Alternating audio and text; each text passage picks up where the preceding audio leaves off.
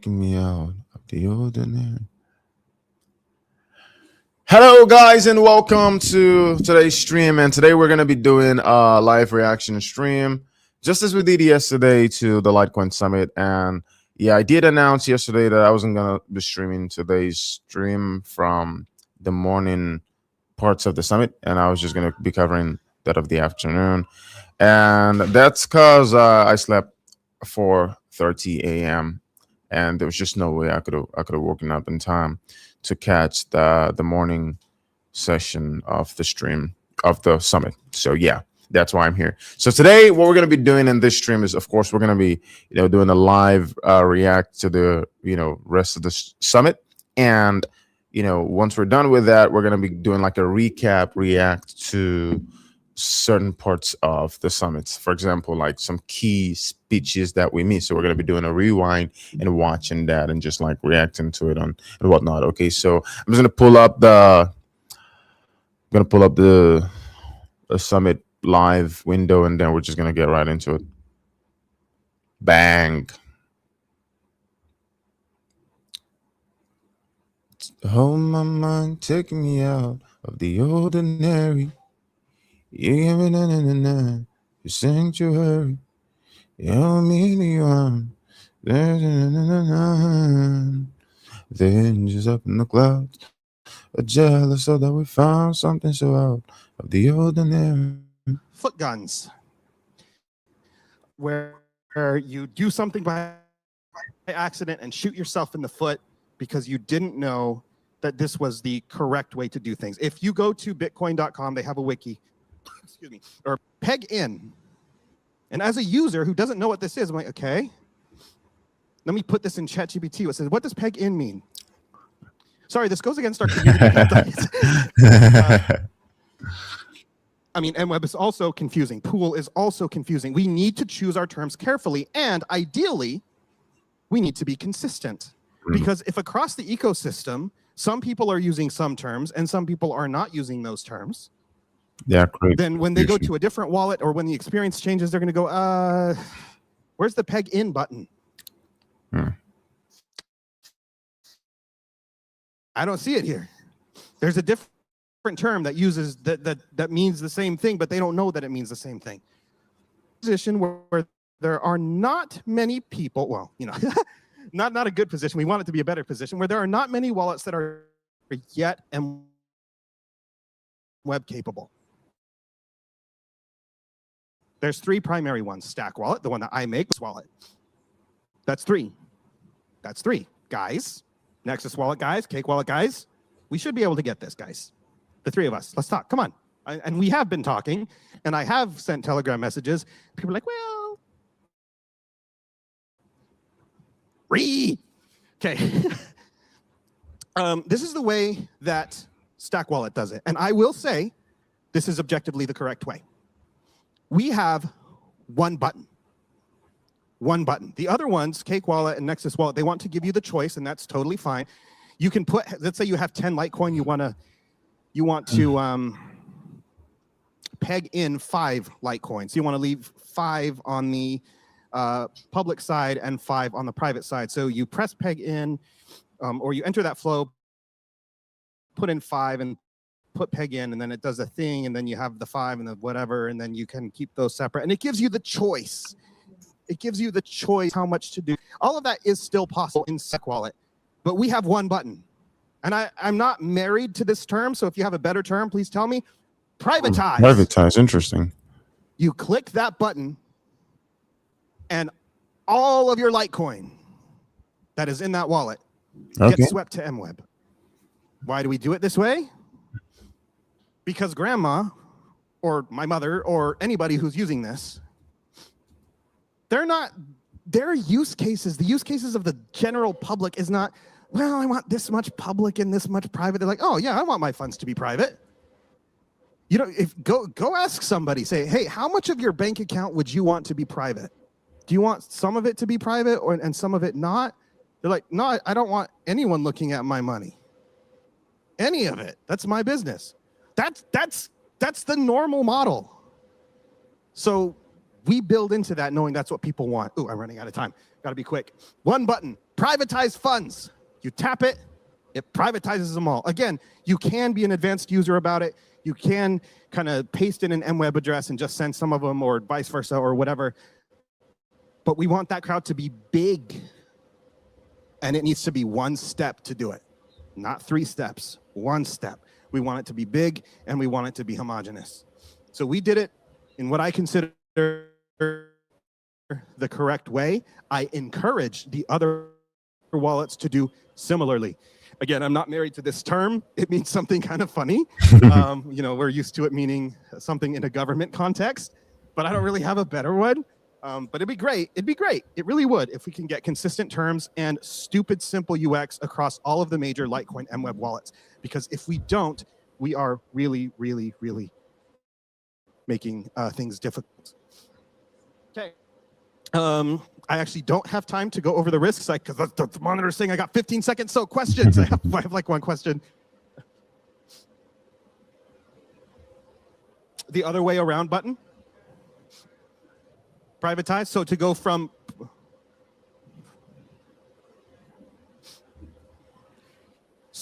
we don't have that button on purpose because why would people want to go out to public? What's the actual reason that the average person would want some of their funds to not be private? You can still spend from MWeb to any other address. The average person, like, you lose no functionality by parking your funds in private MWeb. In fact, that's what we want people to do. It makes the pool bigger. We want them to park their funds there. So why are we gonna give them another button to do that? Yes.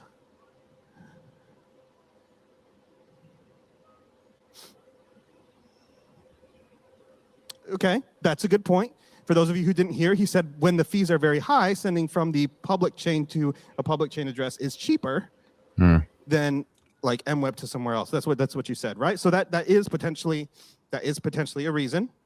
I'll think about that. It's generally not enough to sway me, but that is a thing I did not put on the scale. So it is possible for me to put one on. I did. I know, but we missed it back here. Say it again. What's the legitimate reason? The legitimate reason is because sending from a public to a public address is cheaper when fees are high than sending from MWeb to public. The primary reason, if I can be very blunt and offend some people here, is that the blocks aren't full, guys. Let's get to that bridge before we start building it into our frameworks. Let's get everyone using Litecoin to the point where we actually have a fee market before we start building that into our stuff. Okay. So I have a question for you, and I'm the guy that's going to take you off stage, so we're not doing that yet. Perfect. So I'm sold on your evangelistic approach to the user interface. If what you say I'm all in on, why isn't the button like a gray button down near the bottom saying public, and it's just private already when it comes in? That is a good question. Auto privatization was definitely one of the things that we were thinking of doing, and maybe getting there later after you get them on the one button, right? Privatize. And I think I don't remember. I don't think it was for Litecoin. It was for another coin that we supported. Yeah, for Firo, which is another privacy coin. For a while, we did do privatization of Firo. Different technology, and we have that. There is a private pool and a public pool.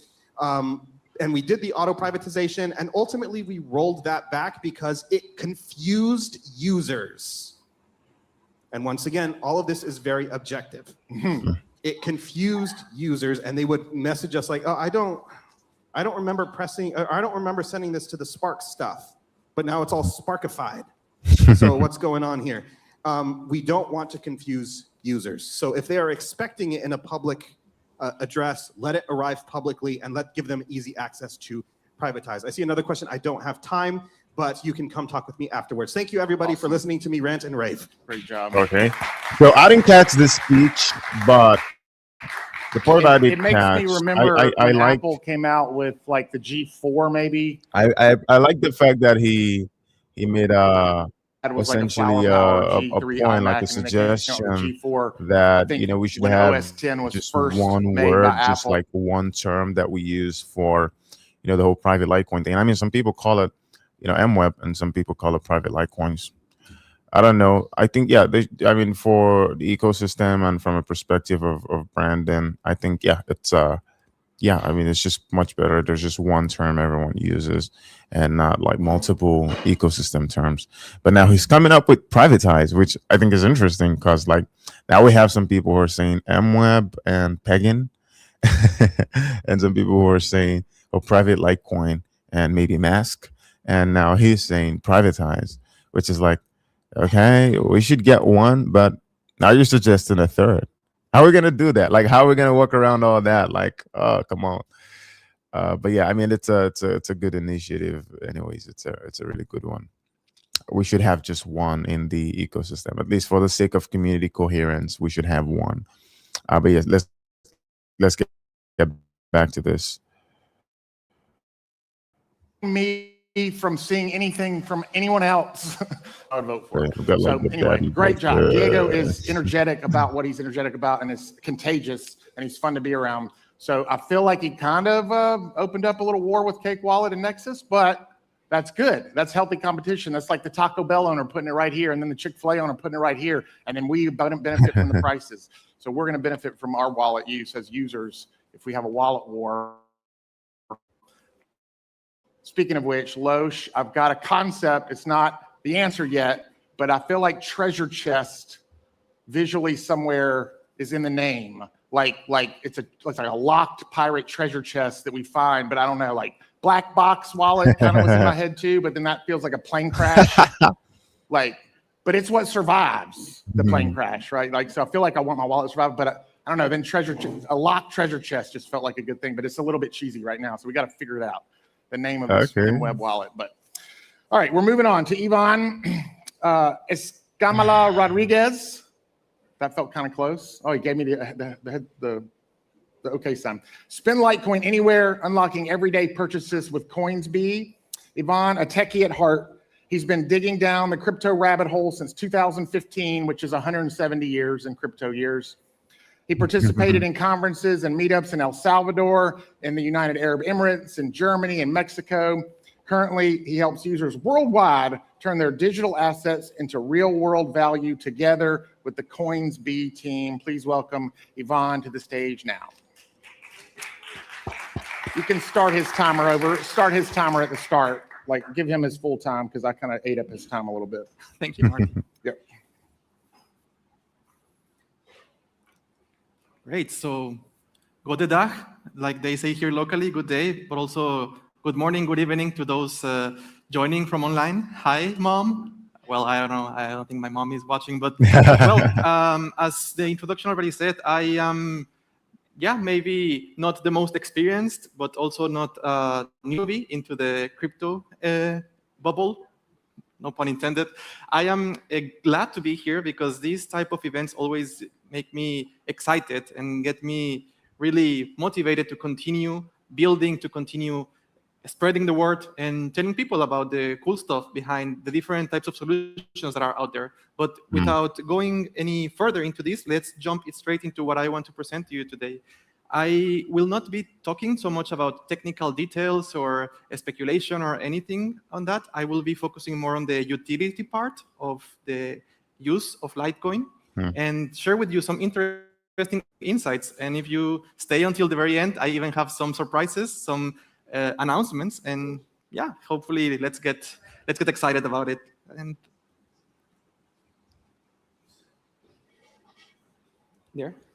there we go.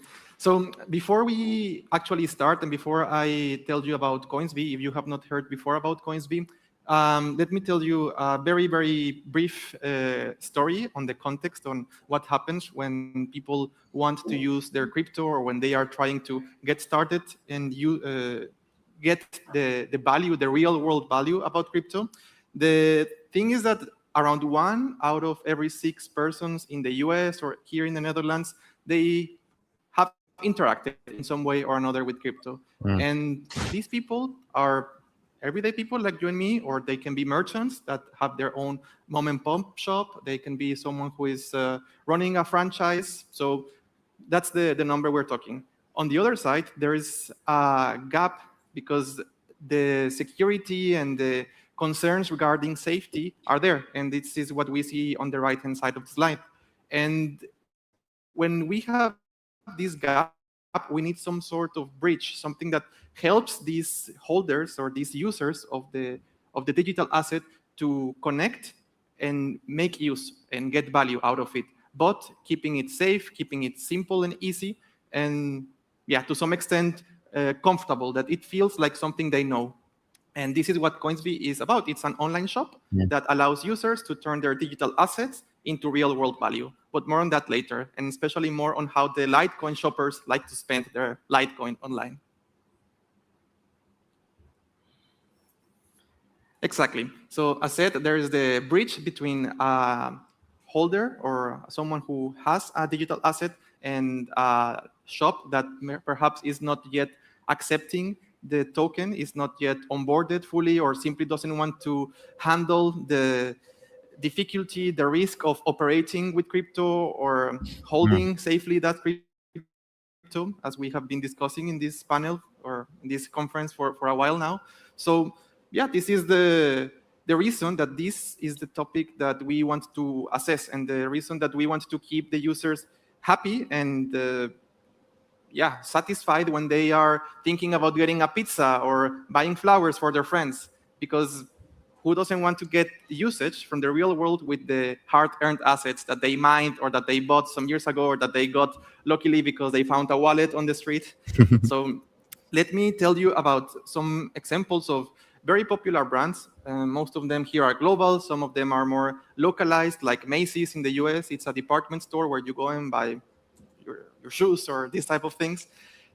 The users want to get and shop here, but these shops are not crypto native yet. So what we do is that we allow them to consume in this type of global brands, but also local brands, in a very easy way by purchasing a gift card, a certificate or code that we are already familiar with, like the ones that we see on the convenience stores or on the corner in the shopping aisle when we are paying for our groceries. This is effectively using the digital asset that you have and turning it into real world utility. And you may be wondering, okay, sounds good, but how big is this, or what's the volume we are talking about? Well, when we are talking about specific usage of or the proposition of Coinsbee, we are talking about a well-established shop that has been there for already 6 years. That is so stupid. So it's based in Stuttgart, and it has on its catalog more than 5,000 brands. It's a shop that provides the value for holders of digital assets, especially for Litecoin, and I will go to that in a moment. And it's also very open. We tried to serve the users who not only speak the main languages, but also users who speak not so spoken languages, so they feel comfortable and safe that we are selling them a local brand in their language, and they are happy with it because they understand the flow, even if they are not the most deep down the rabbit hole techie type of Litecoin or digital asset user. Here you can see some of the core categories that we offer. So yeah, it's pretty much everything and anything you can think about. And we tried to continuously keep the catalog updated. So when a new brand comes in, or when there is demand and interest for a specific local brand, we do everything we can so the catalog gets updated. Welcome to the live we stream, can guys. provide the users with the desires and feel their wishes so they can make use of their crypto. Here on the right, we see, again, the brands that we were talking about a moment ago that do not accept crypto natively are enabled via our bridge, our Coinsbee shop online, to accept, in a way, indirectly, crypto. And now, to the Netherlands spotlight. So how does the consumption via Coinsbee for the Netherlands look like? So as I was saying, the advantage of having a solution like Coinsbee is that it's global, but at the same time it can be local. So here we have 3 examples of brands that maybe if you have spent some time here in the Netherlands, so if you are a local, you know them. But myself, for example, I was not fully aware that bol.com was a very well-known brand where you can get your electronics, or that you can get delivery, takeaway products via, I will not even try to pronounce it, but it's the Just Eats takeaway So like local Uber Eats. brand, or even sending flowers via Top Bloemen. Mm. So this is the way that the Dutch like to shop for gift cards, and there are many more examples. There are thousands of users, fellow Dutch users, going, exploring, and making value, getting value out of the digital assets that they hold via Coinsbee. And so thanks for this to all the fellow Dutch. Wow. And when we want to better understand how the actual process works, well, it's quite simple. And I can show you that the flow takes around 20, 30 seconds to enter the site and to complete the checkout. So Oh. you look for your product, you basically add it to your cart, just like you would do on any other e-commerce. You pay with your Litecoin, and that's it. The payment is processed immediately, and you receive your code. This is a fake code, so no need to take the picture. But yeah, it's basically just like that, as simple as it can get. And this is the very purpose of it, that it can get designed, and as Diego was telling us a moment ago, the importance of UI and UX, that it can be designed in a way that anyone and everyone can use it and understand it, because they are already familiar with how shopping online works in this day and age. So this is just a very brief demo. If you are curious about some other brand, I invite you after this talk, join me. I can explore together with you come explore me, bro. And, Yo, I will even share with you at the end the very interesting surprise nah, about how that came out wrong. by being an attendant at this conference you would get some extra benefit. But before we get into that, what I promised before is on how Coinsbee and Litecoin interact, and how the community, the Litecoin community, explores Coinsbee, and they get value from their Litecoin. And this is an interesting story, because we see here on the left how the consumption of Litecoin looks like in terms of the categories that are mostly used. So we see that Litecoin users are users interested in games, in entertainment. They want to get their PlayStation cards, maybe their Netflix and Spotify cards. But at the same time, they are also shopping for e-commerce, for a mobile credit. So they are Or really Litecoin living on t-shirt. their Litecoin, because this is a variety of categories and brands, products within these brands that can be easily accessed via Coinsbee. And when we compare this among different locations, we see that, it's different in every other country, but in the end, it's interesting, because we see that the consumption is diverse, and we can also start exploring new ways of integrating more things into the catalog. Getting the product, the right thing that the user, or the shopper, in this case, Litecoin user and shopper, is looking for, into their hands. Okay.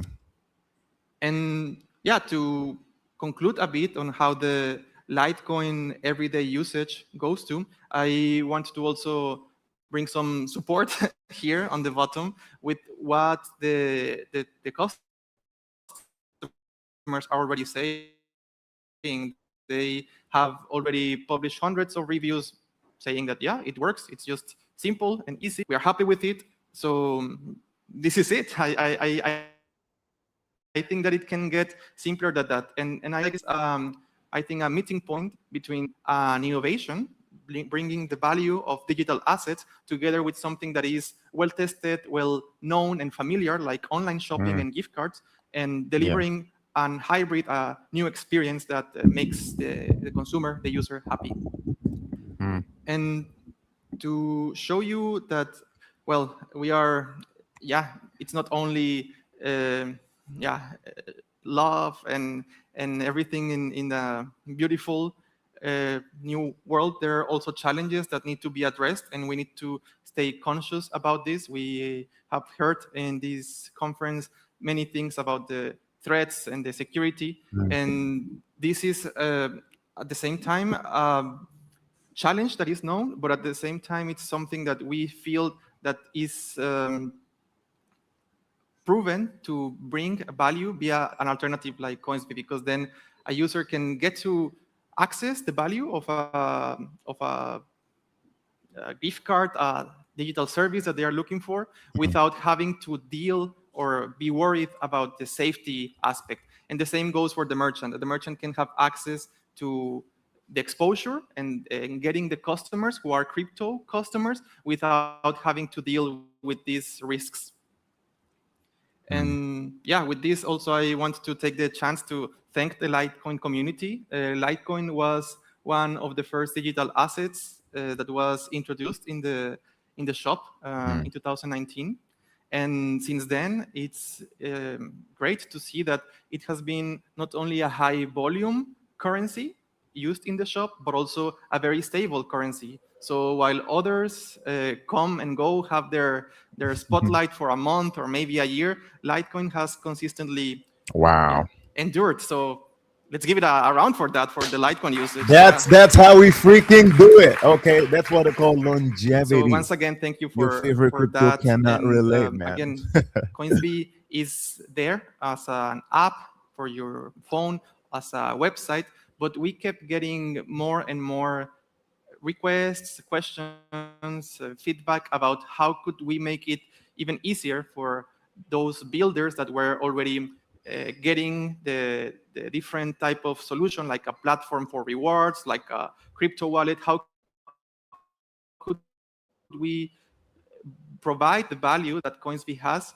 and let them collaborate and integrate Coinsbee into their solutions? So after many requests, after many rounds of back and forth and deciding, I am super happy and proud to present to you today a teaser on what we are working on today. And this is the Coinsbee Connect. It's a white label type API that will allow developers. So if you have an initiative for Litecoin and want to integrate a shop that allows your users to get the value from the digital assets that they are holding, this is the solution. This is it. You don't have to worry about the tough part. We do the heavy lifting as the merchant of record, as the handling of the KYC, the stock, and the procurement of the gift cards or the digital product. So it's something that has been requested for a long time. And I'm excited to present it today here. At the end, I can tell you more details. If you are curious about it, I have already gathered some initial thoughts, and yeah, it's great. I am very bullish and optimistic about this, and I am certain that most of you who are building will find value of it. So let's keep the conversation on this stage. And as I promised, I have also good news for you. In the goodie bag that you received yesterday or today in the morning, there is this voucher, this flyer that you may have seen. Each of these vouchers is a €5 discount code for Coinsbee. So this is not the code. There is an individual code in each of the vouchers that you receive. Just use that code. You get €5 when you spend 10 or more in the shop for anything you want. If you want to get some tulips and send them to a friend, if you want to get a hamburger via the delivery service, please be our guest. So with this, I close the presentation. I thank you so much for your support to the Litecoin community in the names of the Coinsbee team. And I open it up for maybe 1 or 2 questions if we have some. Now that's pretty generous of Coinsbee. I hope that 84 million and like the Litecoin shop get integrated on Coinsbee, so like other people could like get some cool Litecoin merch. I mean, that's like one of the things like Litecoiners buy a lot is merch, like freaking dope Litecoin merch. Yeah, I hope that gets integrated to Coinsbee for like that new audience. Okay. Yeah, so the question is about the insights about the redemption of a gift card. So I am a Coinsbee customer. I purchased the gift card for the flowers, but I have not sent the flowers since it's been a week or 2 weeks or a year, or maybe even I forgot. So in the gift card industry, this happens, and we are aware of this. I think that specifics about how long does it really take for a product to be redeemed is something that we are not sharing right now, but it's certainly important because then you know what type of product, what velocity does a product have, and if we need to somehow incentivize the user to either go back and use it, or what do you want to do with your gift card, find alternatives. So that's...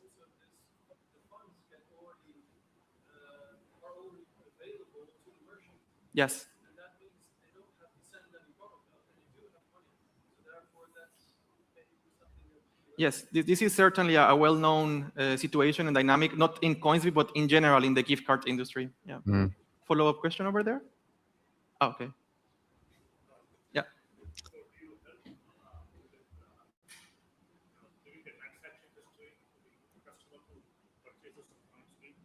So if we...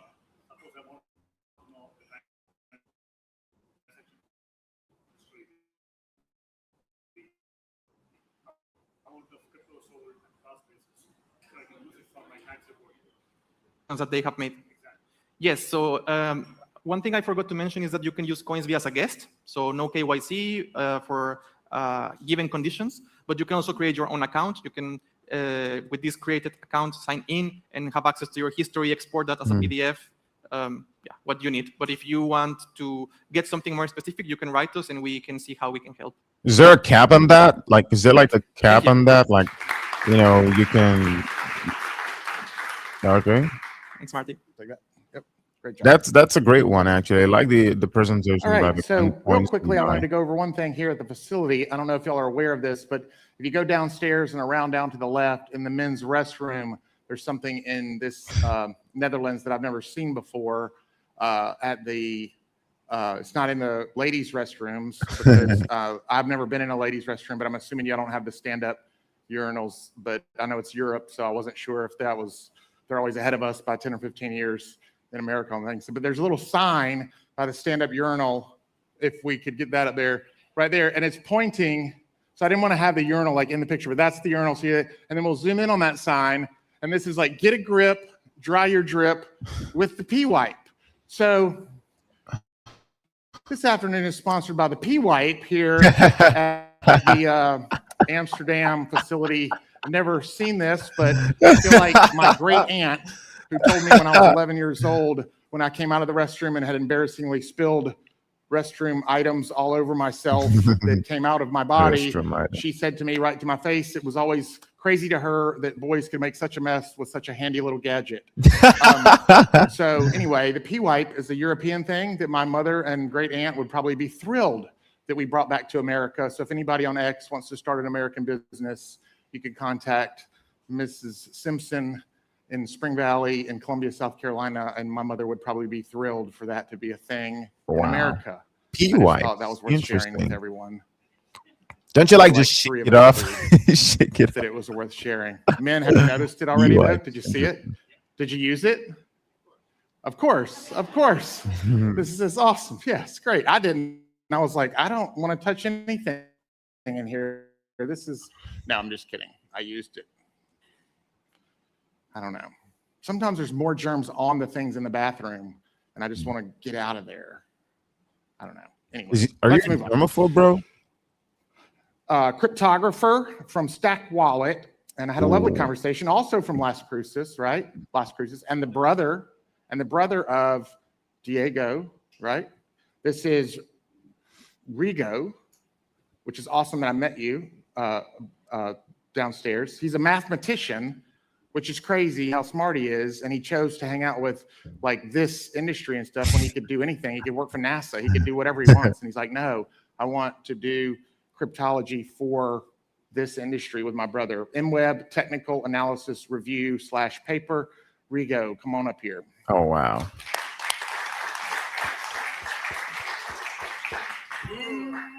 So this is going to be a panel, right? Somewhere over the rainbow. All right. He can sing as well. Okay. We're going to see if it bombs. When I say Amster, you say damn. Amster. Damn.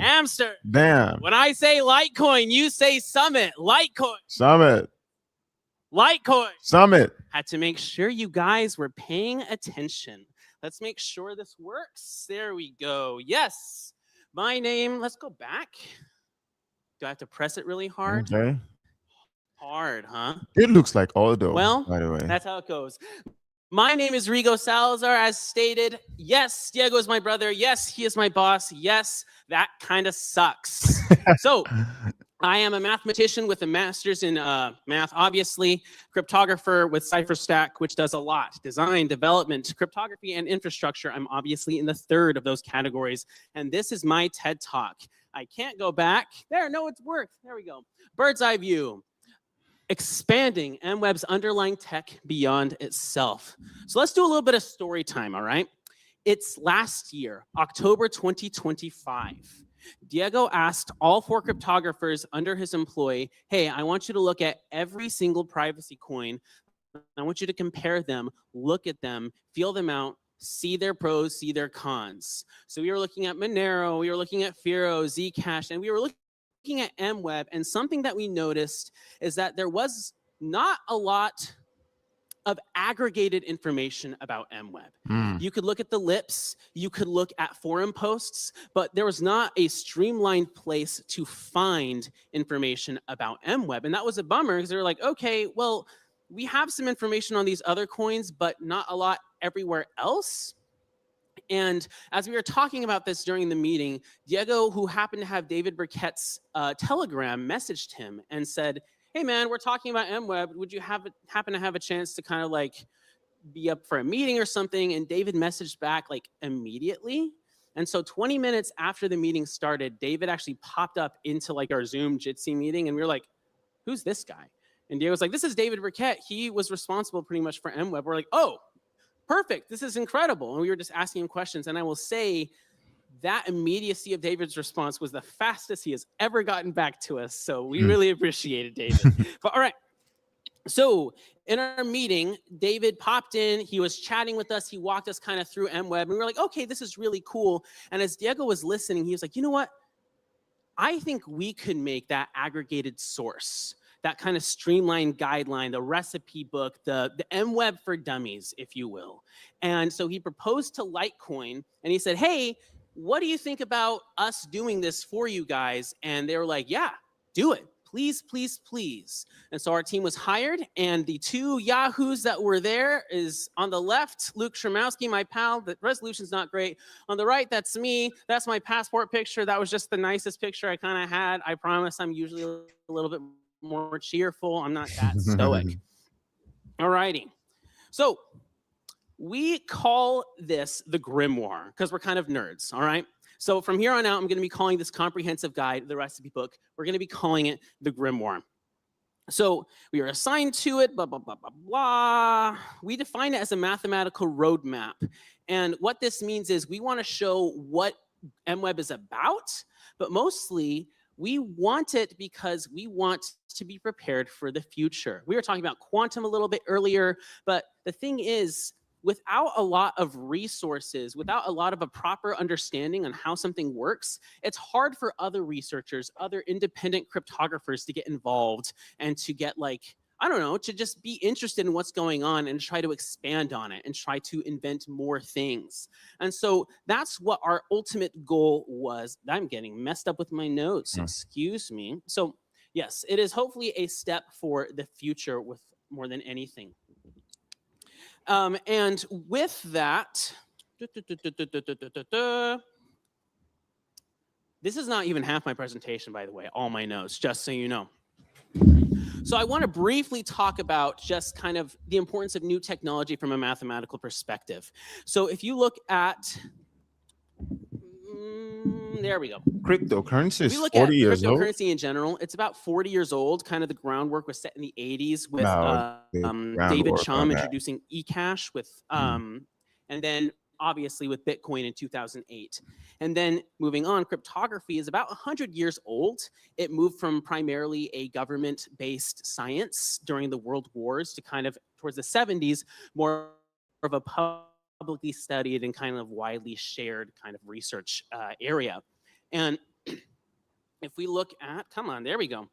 Math on the other hand, is literally as old as people. It's kind of as old as dogs, because if you have a dog and you have 4 pieces of treats and then you give him 3, the dog can tell, the dog can count.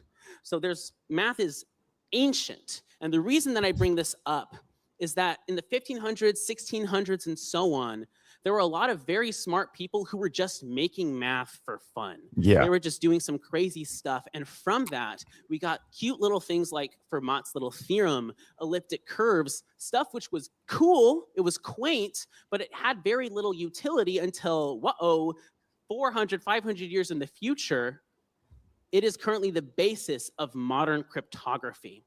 And this is why we really wanted the grimoire.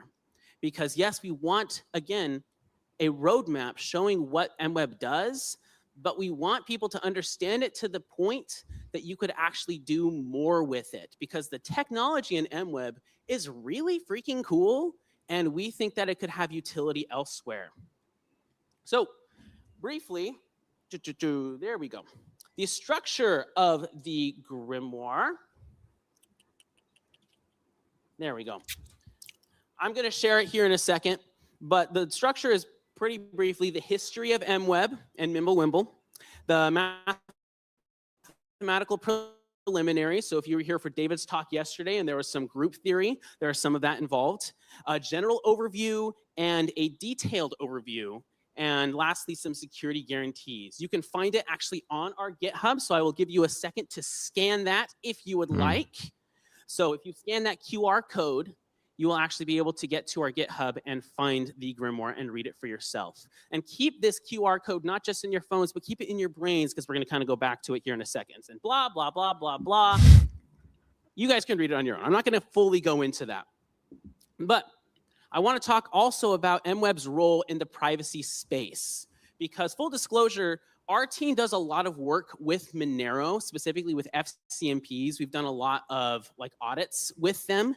And I mentioned earlier that Diego asked us to kind of compile a report on all the privacy coins and compare them. And if you were hoping for kind of a ranking, oh, this one's better, this one's the worst, whatever, prepare to be disappointed, because we are not Monero or Zcash or Firo supremacists. We are privacy supremacists. For us, we don't just want to put all of our eggs in one basket. We want a bunch of baskets, and we want a bunch of eggs. And what's more, MWeb is different from the rest of the privacy coins. The use cases matter. They matter a lot. And MWeb has something that we decided to call debit card security. Like Diego said earlier, the larger a group is and the more homogenous it is, the easier it is to stay private. Yeah. Right now, Monero, and obviously this has been a thing for Monero for a while, Monero has privacy by default, and there's no opting in or opting out, because they want to make sure that the pool is as large and as homogenous as possible. And that's good.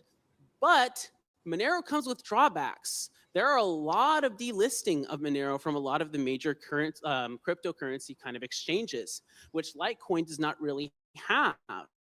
And we saw in another talk yesterday that MWeb's pool is getting bigger, which is great. The just reality is there's a trade-off, because if people can opt in for MWeb, opt in for security, that pool is not going to be as large as, say, Monero's, but it's growing, and there's the benefit of the fact that it is easily usable. Litecoin does not share the delisting issues that Monero does. So there are drawbacks in use cases, and ultimately, MWeb is it's not just sufficient, it's wonderful for its use case. Because I, as a human being, am not really going to rely, I'm not so concerned about governmental level, adversaries. I'm mostly kind of concerned about peers. As an example, say I want to get a gift for my son and I don't want my ex-wife to know. I'm happily married, but I'm using this as an example. I don't want them to know what I'm getting them.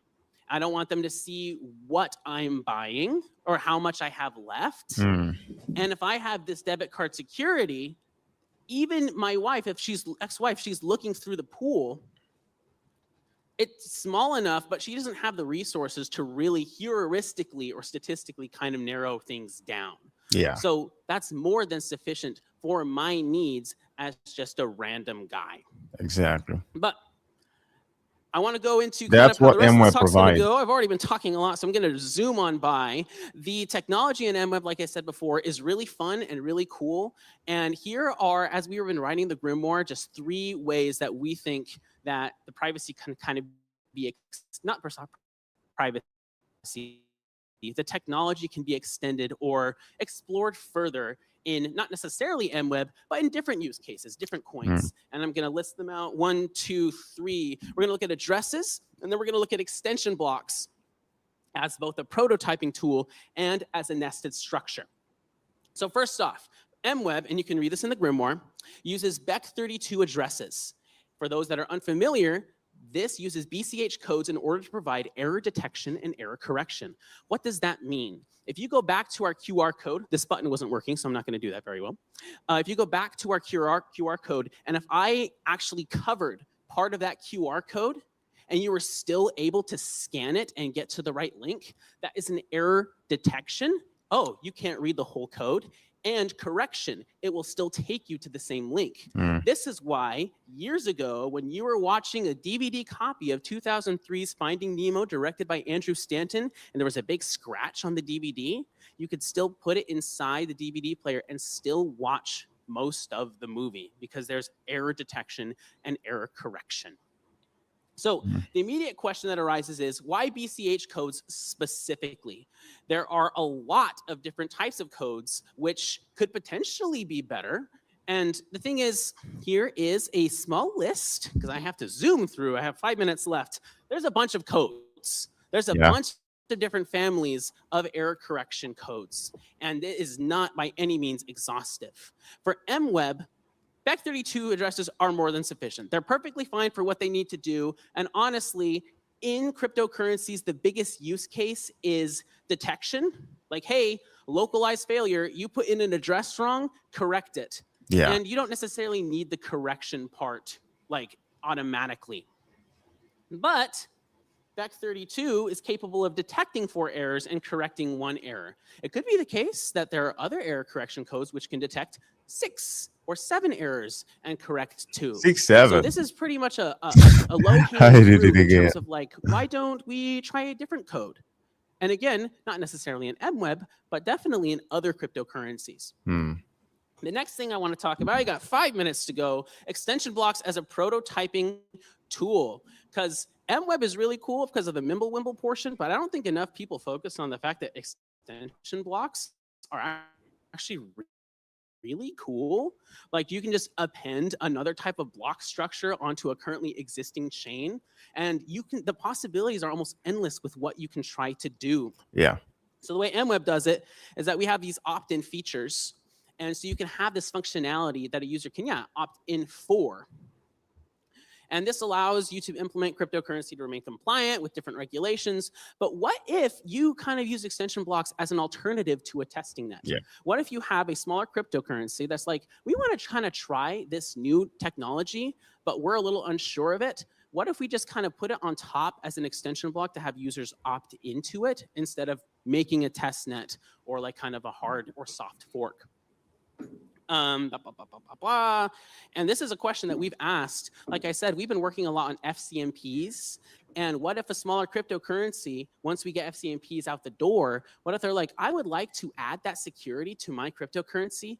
I want an extension block with FCMP technology inside, an FCMPEB, if you will. So a neat little idea that we've been kind of kicking around and want to explore a little bit. The next thing I want to talk about is extension blocks as a nested structure. Full disclosure, this might not be useful or even practical, but it is kind of very fun. And honestly, mathematicians, there's a lot of times you just throw stuff at the wall. Like, I hope this works. Yeah. If it doesn't, you're like, dang, that kind of sucks. But let's try again. Let's do something else, because that's the beauty of exploration. So pretty much, we can think of an extension block as a path to do 2 things. We can kind of make a sub-currency similar to the MWeb Litecoin, And we can maybe look at it like to color different tokens. So as a nested structure, think about like Inception with Leonardo DiCaprio, like an extension block within an extension block within a potential extension block. That's a possibility. Might not be practically useful, but it could be fun. And there are other use cases other than just specifically with cryptocurrency.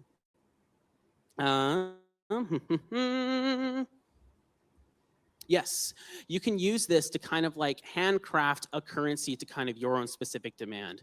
I was having a meeting with my cryptographer friends and we were talking about this. And one mentioned like, well, I mean, if you're in like an arcade and instead of like the physical tokens, if you were using kind of like a blockchain thing, you could kind of color the tokens to like be specific for a one type of game as opposed to another.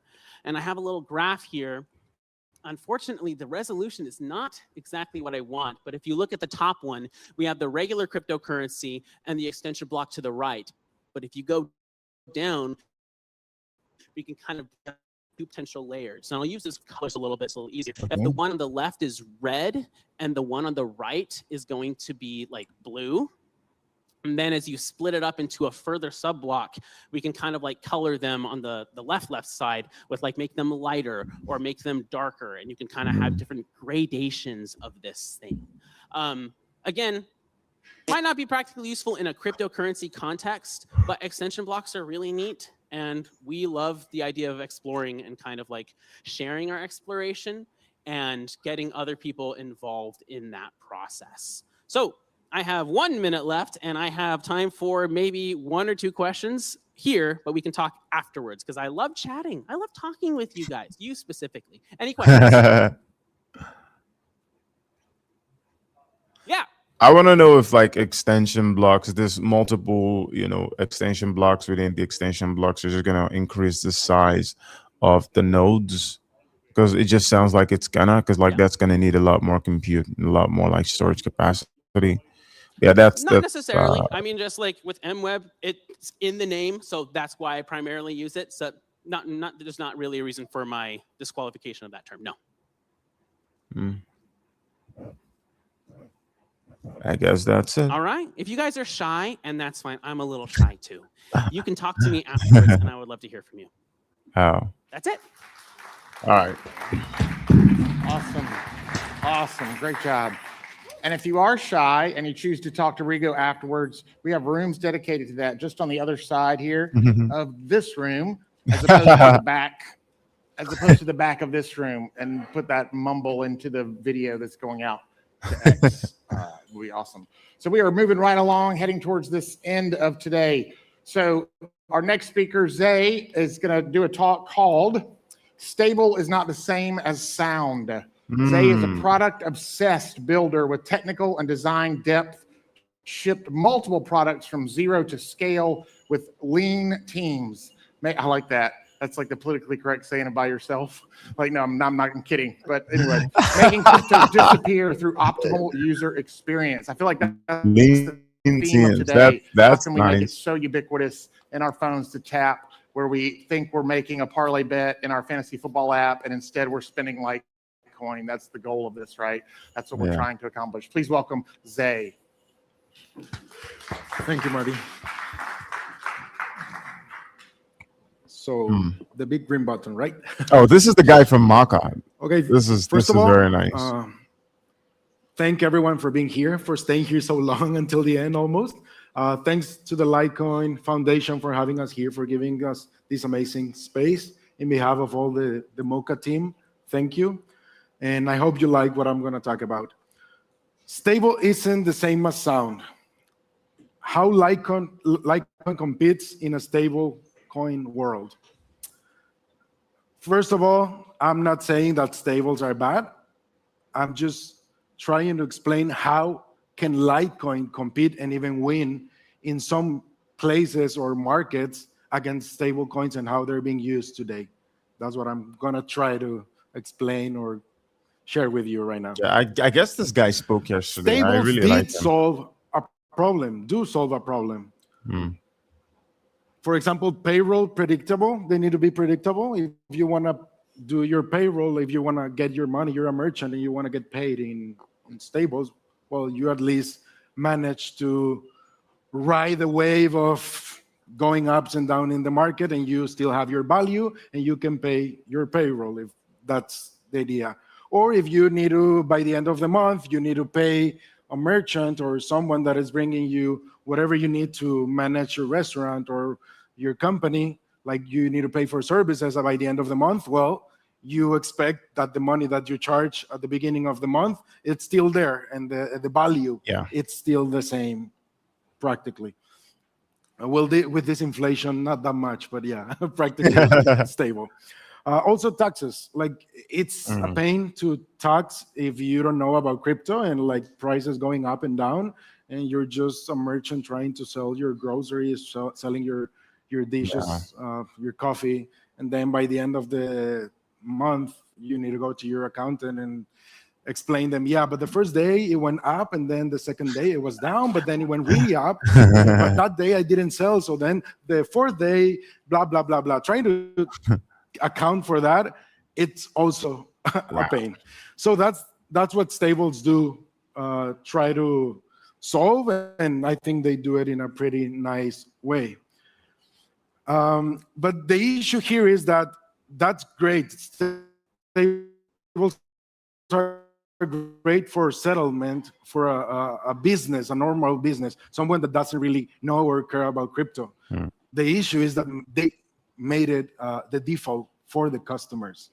And us as customers, we might want to use our crypto, not just our stables. Somewhere in the road, we forgot about that. And we said, okay, the business wants stables. Everybody needs to use stables to pay to the business. Why? Like, nobody asked me. I just made it the default for most of the payment gateways. Here you go. Nobody asked. That's fine.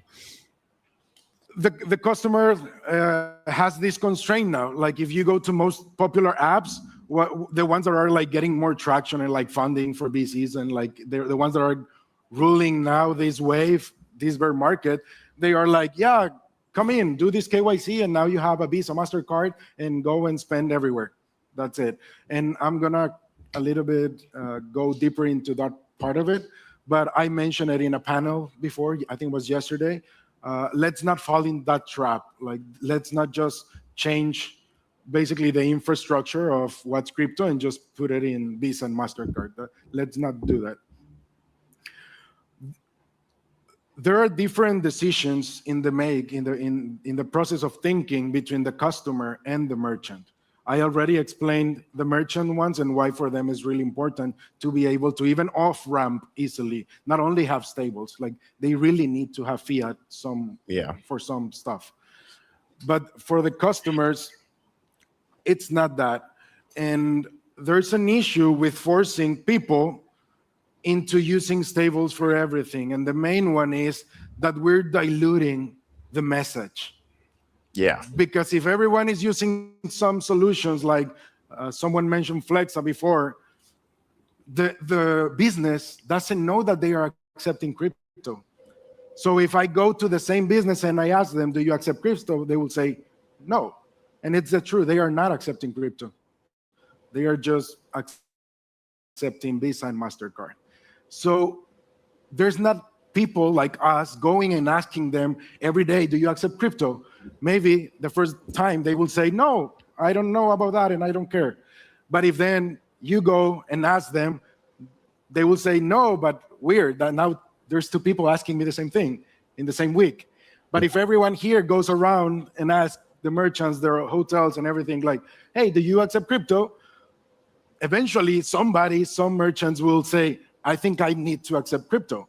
Yeah. But if us, the ones that really care about this, the ones that really care about decentralization, about privacy, about blockchain, about Litecoin, we stop asking for crypto and just convert an off-ramp for them, how are they going to know that they can accept crypto? Think about that. This is a QR code of the solution that we are building. If you want to scan it, you can try it out. I will recommend to test it with at least €5 because that way you will have more options to pay with for solvency and all that stuff, fancy stuff that happens in the background with swap providers. You can scan it. we are building something this is one of the ways that a merchant can actually charge. This is something that they can paste in the counter, in the tables, whatever. It's a QR code. Yeah. If you scan it, it will ask you for an amount, and then you choose a token, and you do the transaction, and then they'll get the money. And you can have a receipt and show them like, hey, this is my payment, and they can even scan it and check that the transaction went through. Like, it's easy. But this is like the hardest way to do it. It's just you put the amount. With the point of sale, the business puts the amount and you just pay. What we've done here and what we think it's important is we have an agnostic approach to wallets and to chains, because you might call me romantic, but I really think that we can make this work for all of us and for all of the chains that have amazing tech in the background. It's not a fight between different chains. It's a fight against like governments trying to suppress privacy, not against ourselves, like not against chains that are like most of the chains right now are trying to have CK somewhere in their chains, because that's the way to go, you know? So that's why we have all these options. Like if you test it, like you'll see like a lot of options to pay. But the important part here is that the business can go to a Web2-like looking platform. They already have a wallet, even if they don't know that they have it. They don't have to think about that. If you're a business and you know what you're doing with crypto, there's more than 20 tokens that you can settle in, including Litecoin. So if you already have your e-commerce or you have your shop at home, you can go to business.mocha.app, register, select your settlement as Litecoin, and that's it. You can start getting paid in crypto. Your users can pay in any of the more than 100 chains that we have there and tokens that we have there. What this enables is people from other chains, from other communities, to bring value to Litecoin. It's not a fight. And if you want to go to a business that accepts Mocha, you will like to pay with Litecoin. You can do it. And if they want to receive some other token, well, they can do it. And here's where stables are valuable. For regular businesses, on the business side of things, we allow them to get a card and off-ramp and use the card to pay for whatever you are paying with Litecoin or with other crypto. But the message changes and the narrative changes, and it's important because now if you go to a business that has Mocha Business enabled, if you ask them, do you accept crypto? They will say, yes, we accept crypto. And they will have a small or big, whatever they want to have it, a sticker in the door that says, pay with crypto. Because now it's the same as paying with Visa or MasterCard. It's another thing in the door that says, pay with crypto.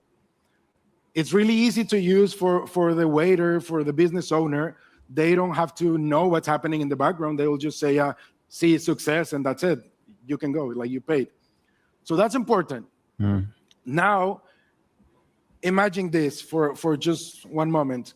If you were to go around the corner to the restaurant and you saw a sticker that said, pay with crypto, will you go in? The people that it's here right now, will you go in? What will be the first question that you'll ask? Do you accept Litecoin, right? That's the question. Guess what? With Mocha, you can pay with Litecoin. And as I said, it's chain agnostic. If somebody else from another community is here learning about these amazing things that Litecoin is building, they can also pay in the same place. But guess what? You can also go to a business, like your favorite restaurant, the one that you love it in your hometown, and now you can onboard them and you can tell them, do you want to accept crypto? I don't know about crypto. I don't know nothing about crypto. You don't have to. I can help you. It's really easy, like 3 steps. You have your account ready. But how do I get my money? Just get this card that you can get from the platform, directly from the platform, and you can spend your hard-earned crypto. You can even settle in a stable if you want, because, well, it's a business. They would like to do that. So who tried it? Who checked it out? Did it work? Just let me know.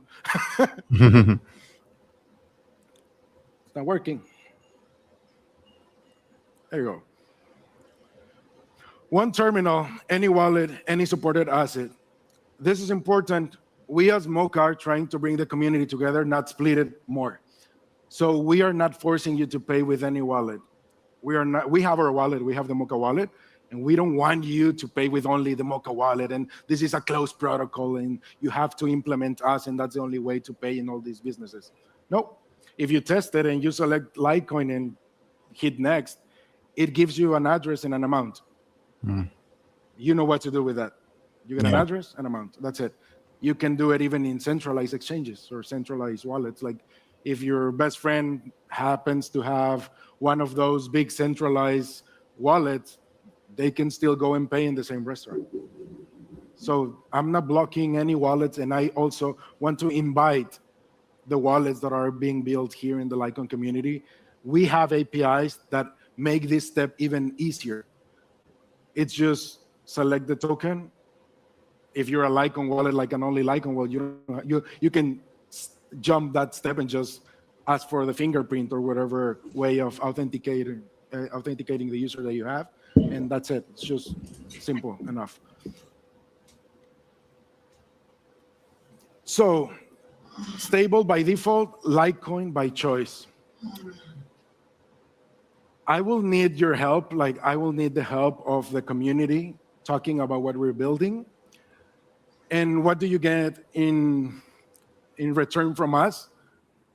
You can start talking about what are the benefits of Litecoin to those people and teaching them how to settle in Litecoin.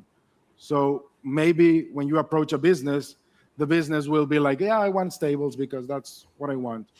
Let's be honest. In most places, there's not going to be, at the beginning at least, a big volume of transactions coming in, like everybody's going to be paying in crypto. Hopefully one day we get there. But at the beginning, it might be one a month or two a month, depending on how much you go to the place, probably. So for them, some restaurants might be willing to see it as, I'll keep it. I won't spend it because it's, I don't know, a few dollars, a few euros. So explain them the benefits of Litecoin. It's a way to interact, a way for you to onboard people into Litecoin, and they can choose Litecoin or any other of the assets that we have. So help me with that. If you have your favorite restaurant, your favorite place, go check it out. We're going to launch next month a huge partner program where you can also get revenue from all the transactions that happen in any business that you onboard. So that's also for lifetime. We're not just giving you $10 and that's it. You're free to go. Thanks for helping us. No, we're giving you revenue from our revenue to you for lifetime, for all the restaurants, all the shops, all the merchants that you onboard. So this is big. This is big because now people from other community uses Mocha, gets whatever they want. Like they can go to a e-commerce and buy whatever they want, like subscriptions to something. They can buy any product from your favorite Litecoin shop if you want. And then the merchant receives Litecoin. How it works. That's the thesis of all of this. I'm just gonna jump this one. Also, I'm gonna jump that one because I already mentioned it. And this is the important part because I just have 2 minutes. Stable coins don't have to lose for Litecoin to win. And this might sound counterintuitive of the beginning and the first slide, but I hope that after what I just talked about, it makes sense. The stables do serve a purpose. They are important. If we are honest with ourselves, they are amazing tech, but they have the downside of being, most of them being centralized, and they can block you and they can just hold your tokens, and it's happened and you've seen it. Yeah. But they do serve a purpose. And for most of the merchants out there, for most of the people that it's going to start accepting crypto out there, they are not going to block them. probably. Like I hope everybody using this is using it for legit purposes, and they do their accounting. Like we also have on the business platform a way for you to actually download everything and like easy accounting for yourself. So we are not encouraging anything illegal here. Yeah. Just please use it for legit purposes. We don't have KYB. We don't have KYC for you to pay. Like if the ones that scanned it, you can see that it was just an open platform in the web. But it serves a purpose. At the end of the day, you need to hold your value, not the coin, the value of whatever you sold, the value of the product, the service that you are giving to the community or to people. But Litecoin has a lot of benefits. I don't want to go into all of them because you already heard it from many more intelligent people than myself before me. But go out and talk to the people, let them know what are those benefits, and start getting the word out, start letting the merchants know that they can settle in Litecoin and they can start charging with crypto. And also then once they start getting Litecoin and start telling them, you know, there's this amazing wallet that you can have with the same address linked, and you can now use Mimblewimble and have more secure transactions with it. So it's a step-by-step process to bringing merchants into Litecoin and other chains. But like right now, to bring people into Litecoin, it's not a 0 to 100 in 1 second. Let's try to remove that thinking, because I've seen it happen, and not only with Litecoin, with many chains. People just go and try to explain all these benefits, but they start talking about hash, they start talking about whatever zero knowledge proofs, and then they lose them just with 2 words. They don't know what's that. So just go step by step and make it easy for them. And I think that's the end. Yeah. So I was on time a little bit. So I don't know if someone has a question. I don't know if I have time for a question or not. That's actually pretty interesting from Mocha. Thank you. By the way, I was at a Mocha presentation, I think a few months back, and they really spoke about like No, their it's like the actual, situation. I thought it everything was really is dope. on the chain, like layer 1s or layer 2s, but it's the actual token on the chain. It's not a grab token. Just a small caveat there. We have another feature for people that they don't really want to, like if you sell amounts, like really low amounts, you can be eaten by the fees and the slippage and everything.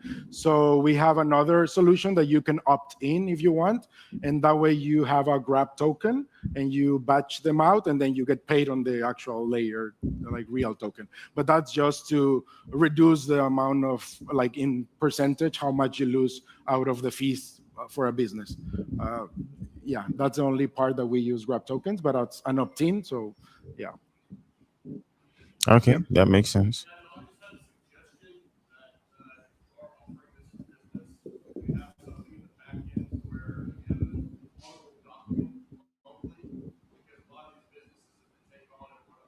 Sorry, I'm struggling to hearing you.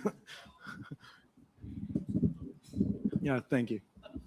No, my suggestion would be if you're offering this to a small business to take crypto and it's running parallel to the point of sale system.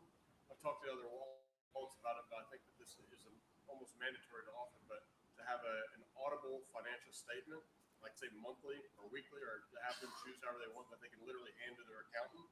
This is what I got off. This is what the taxes, everything. We have that.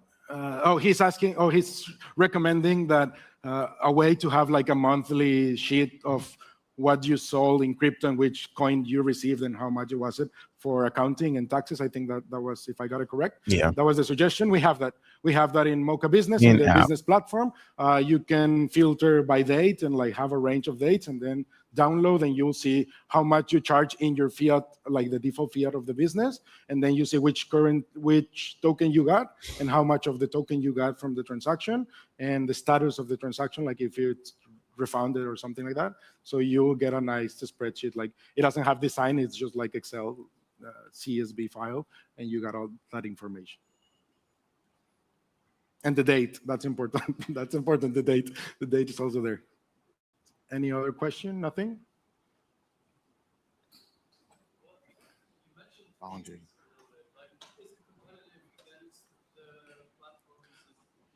Yeah.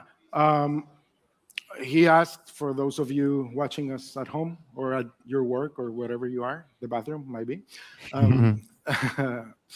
He asked for the fees. We charge 50 bips, so 50 BPS. That's 0.5% of the transactions that go through a business. It's very competitive with like cards. Well, I don't know here, but at least where I'm from in Mexico, cards can go up to 5% and also having a small fixed fee per transaction. So that's a lot. Yeah. So Cards are there's pretty no setup expensive fee. in And terms if of, you don't use it, like for the most nobody part, is using it in your especially business, international there's no debit charge cards. for it. So you can just have it there and have the QR code, even if you don't want to have like special point of sale system just there.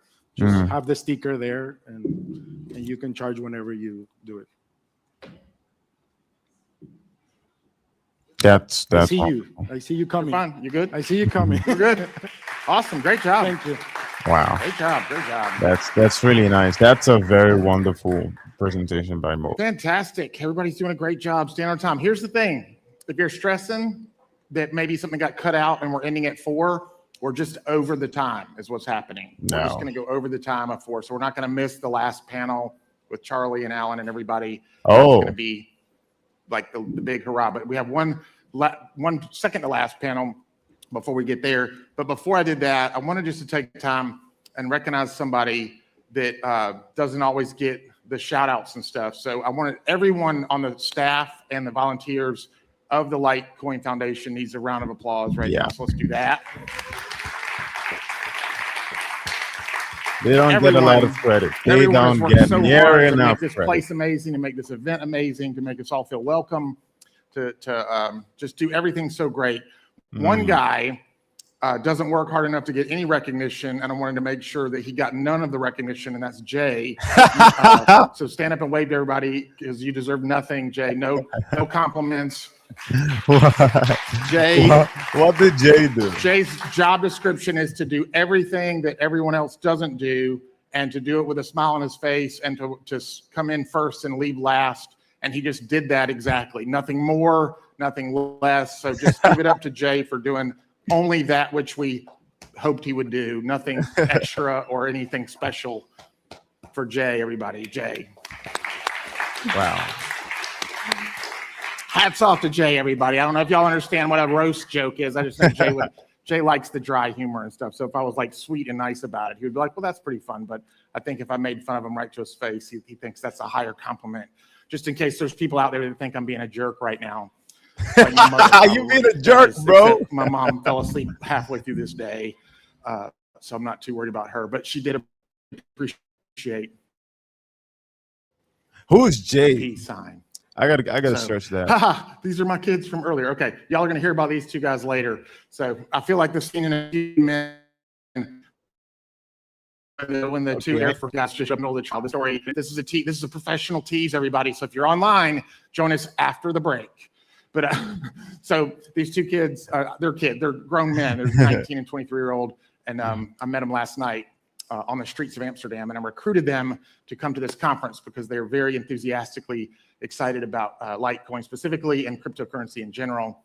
And so that'll be a fun story. But for now, what we're going to do is have Aki Hammam bring his panel of people up here that they're going to talk about institutional and funds interest in crypto. So come on up here. He's going to introduce them one by one. And I did get to meet Constance, though, and I just didn't get to say many women's names during the conference, and I wanted to be able to say Constance's name. So that's awesome. And all the women in crypto, we appreciate you so much. Yeah. We need more women in crypto. Come on up. Yay. We care about you too, guys, but it's just not special enough for me to say your name. Mic check. Oh, perfect. Yeah. So welcome, everybody. Thank you for the lovely introduction, Marty, and thank you in advance from us Dutchies to the whole Litecoin team and foundation. We're very pleased to be here. Let me just start off simple. My name is Aki Hammam. Used to run the fund, and now we'll lead the panel with my friends and also Dutch colleagues. We are very simple people, but also we love to build things as the Dutch culture is. So I'm going to start one by one. Everyone Is can that do an an introduction for Idira about 30 tea? seconds to 1 minute, and then Oh, we're going to that's slowly Edora. It's okay. get It's into the different. panel. I do I want was to make about it to a have little a bit more stroke interactive thinking it because was I know you guys Idira. have been sitting for a very long time. Many keynotes, lots of information. So also feel free to ask questions Okay. to the panelists because at the end of the day, we're here to learn, we're here to share knowledge, and for you to also understand them better and the way the world's moving into. But first things first, let's start with David, then Michael, and then Constance. Just sort of introduction for about 30 seconds, please. Yes. Hello, everyone. My name is David Arkenbout, and I'm the CIO of Hedura Capital. And Okay, we are an Edora. Amsterdam-based crypto neutral fund. And yeah, we are specialized in allocations to different market neutral funds. So we are a fund of funds in market neutral funds. And we are trying to select the best in class managers in the space. And for those who don't know what market neutral is, for us, it doesn't really matter if the price of crypto goes up or down. We are trying to get stable returns based on the volume of the market. Hey everyone, my name is Michael van der Poppen. I'm Amsterdam based in the crypto industry for now almost 10 years. Most of you might know me from the content that I create on X and YouTube.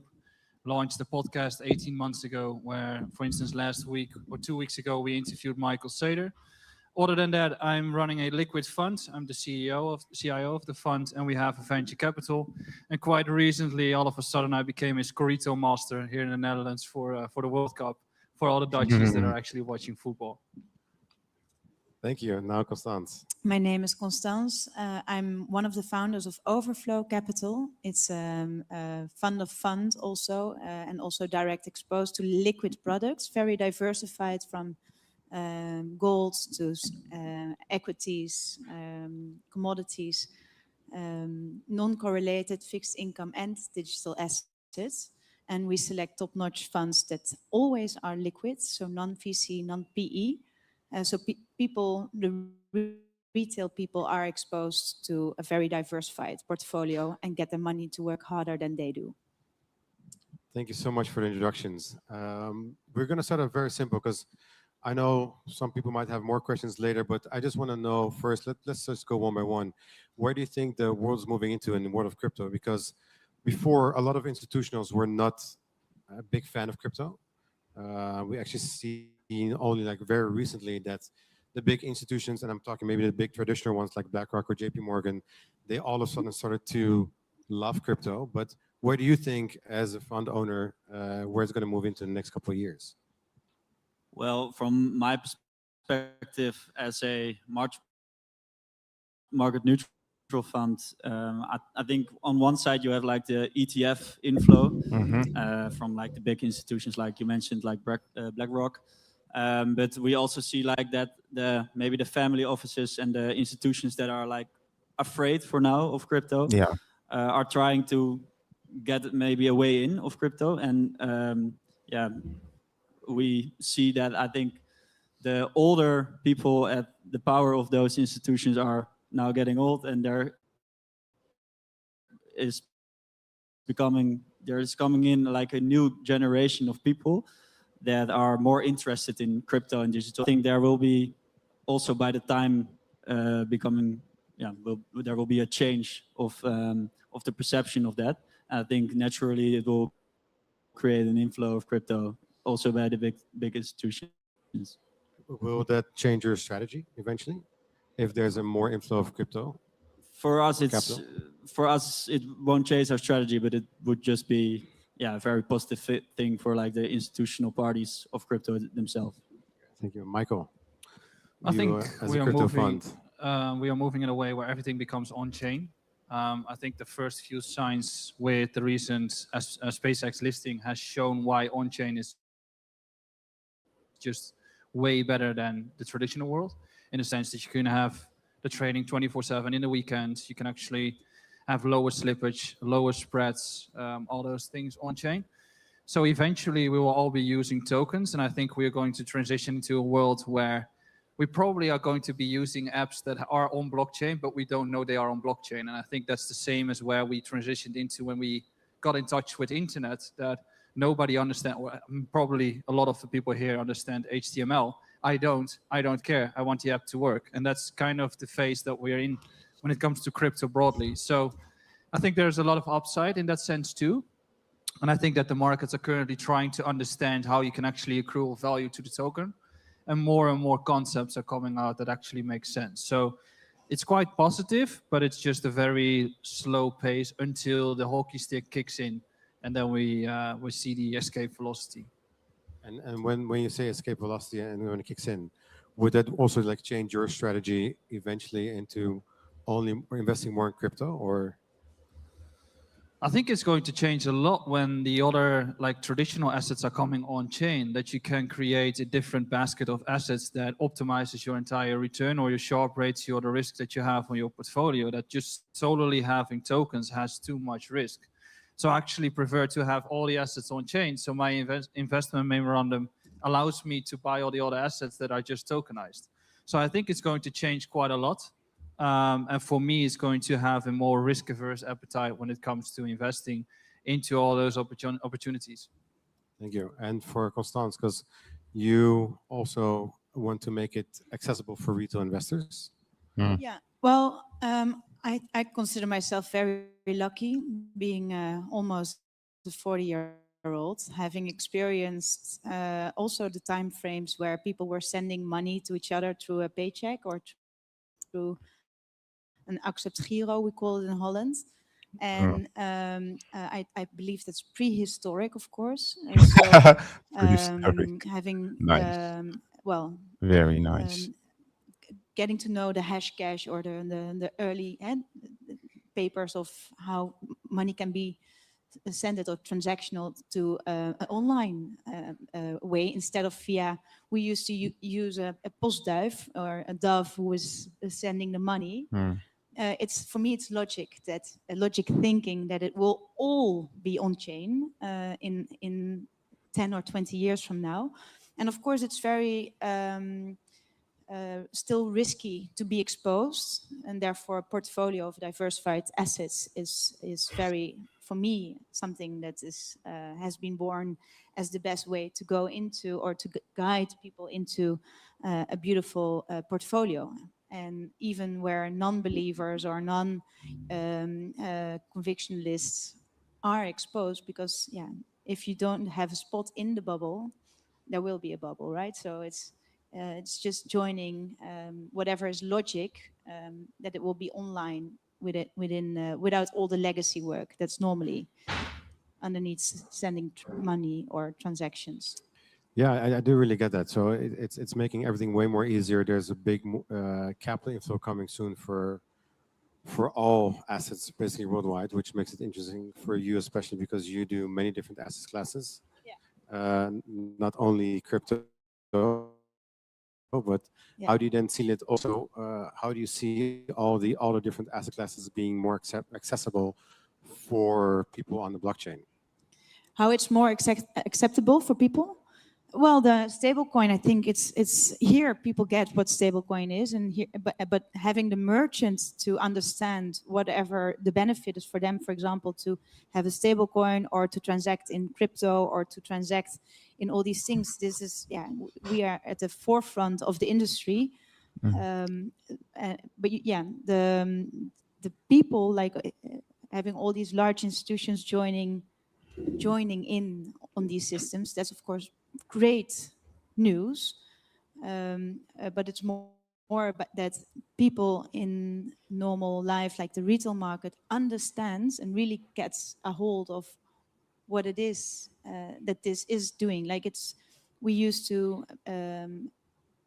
like in the beginning, we always look like at the techniques, how houses are built or how fundaments are built. But we don't have to understand the technique. We have to just understand the benefit, what's in for the normal people to transact in such a way. So I believe whatever markets, whatever industry, it will move into innovation, right? Yeah, thank you. I think so too. So to continue on the innovation part, I was going to ask this a little bit later, but what do you all think then? What will happen with AI agents and, for example, stock markets or trading or digital, all the currencies? Because soon agents will be able to trade by themselves. Will the agents be able to influence the markets? Yes or no? Give your view, just honest, open view.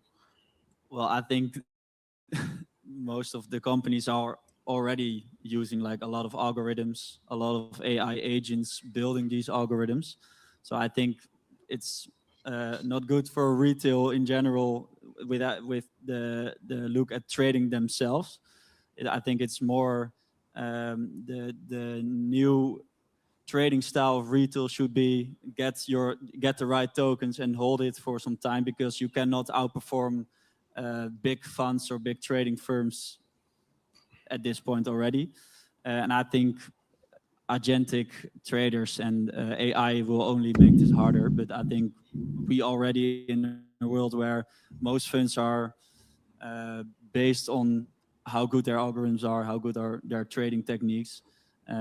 We also see at our underlying funds, they are using most of the time just quick algorithms that do trades for them.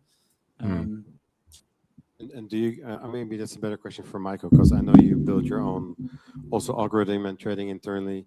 How much do you guys use it internally on a day-to-day basis? I think like what I quite often say when it comes to using AI and building algorithms is that if you do not understand or like you don't have a good strategy, the AI won't build you a good strategy at all. It's like it's super efficient and it accelerates the growth. But if you're going into the wrong direction, it also accelerates in that kind of way. So it's like going both ways exponential. We have seen some of those cases with some of the updates that we were doing. So we use AI a lot. I'm not a coder, but I can actually code through just prompting. But if I do not test it thoroughly, or like if I do not use a shadow mode or whatsoever to continue to improve, I will not be able to execute it quite correctly. But on the other hand, I can do the updates way faster than what was possible earlier. Other than that, I think that when it comes to trading in the markets, I think algorithms or AI is not creating new strategies at all. It's just the human minds and the psychology of the markets that will never change. We've had algorithms for 30 years already. I think it's going to lower the barrier for many people to actually develop strategies through AI. So back in the day, you had to hire 30 developers to build a complex strategy. Now you can just do it with AI. So I think it's giving a lot of opportunities. But again, if you don't have a proper strategy or a proper mindset, then it won't take you anywhere. So proper experience. And when you say proper mindset, do you mean like for you as a team, or do you mean for people that trade themselves or want to use AI for trading, for example?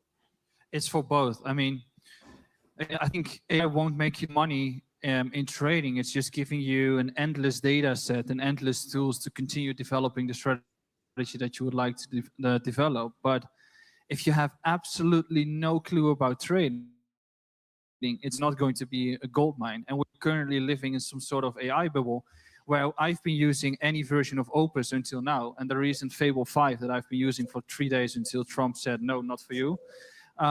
You made a lot of money in those 3 days? Yeah, well, I've tried it a lot, but I think it's marginal. So since Opus 4, it's going like this, and it's actually turning negative in terms of marginal return I get out of a newer version. It's actually making many, many mistakes all the time. So we're all praising AI with what it can do, but right now we're just hitting the ceiling in terms of hype and in terms of the adoption we can get with it. I think it will give you like the opportunity to be able to trade 24/7 and to have like a faster execution time instead of creating like the gold mine knowledge for you.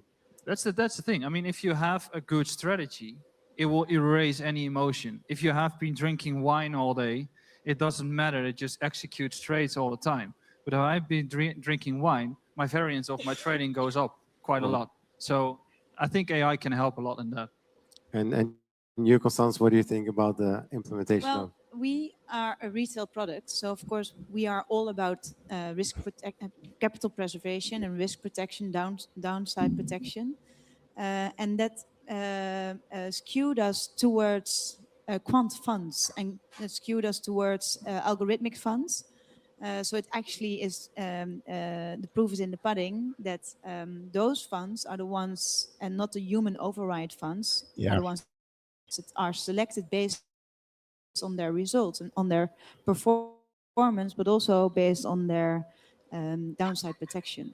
So it's funds like and those boys that are so also driven our performance forward. So AI is they're the underlying technology. And for you, do you think then, because you do different asset classes, you're also very liquid in the fund, how would you then implement the AI?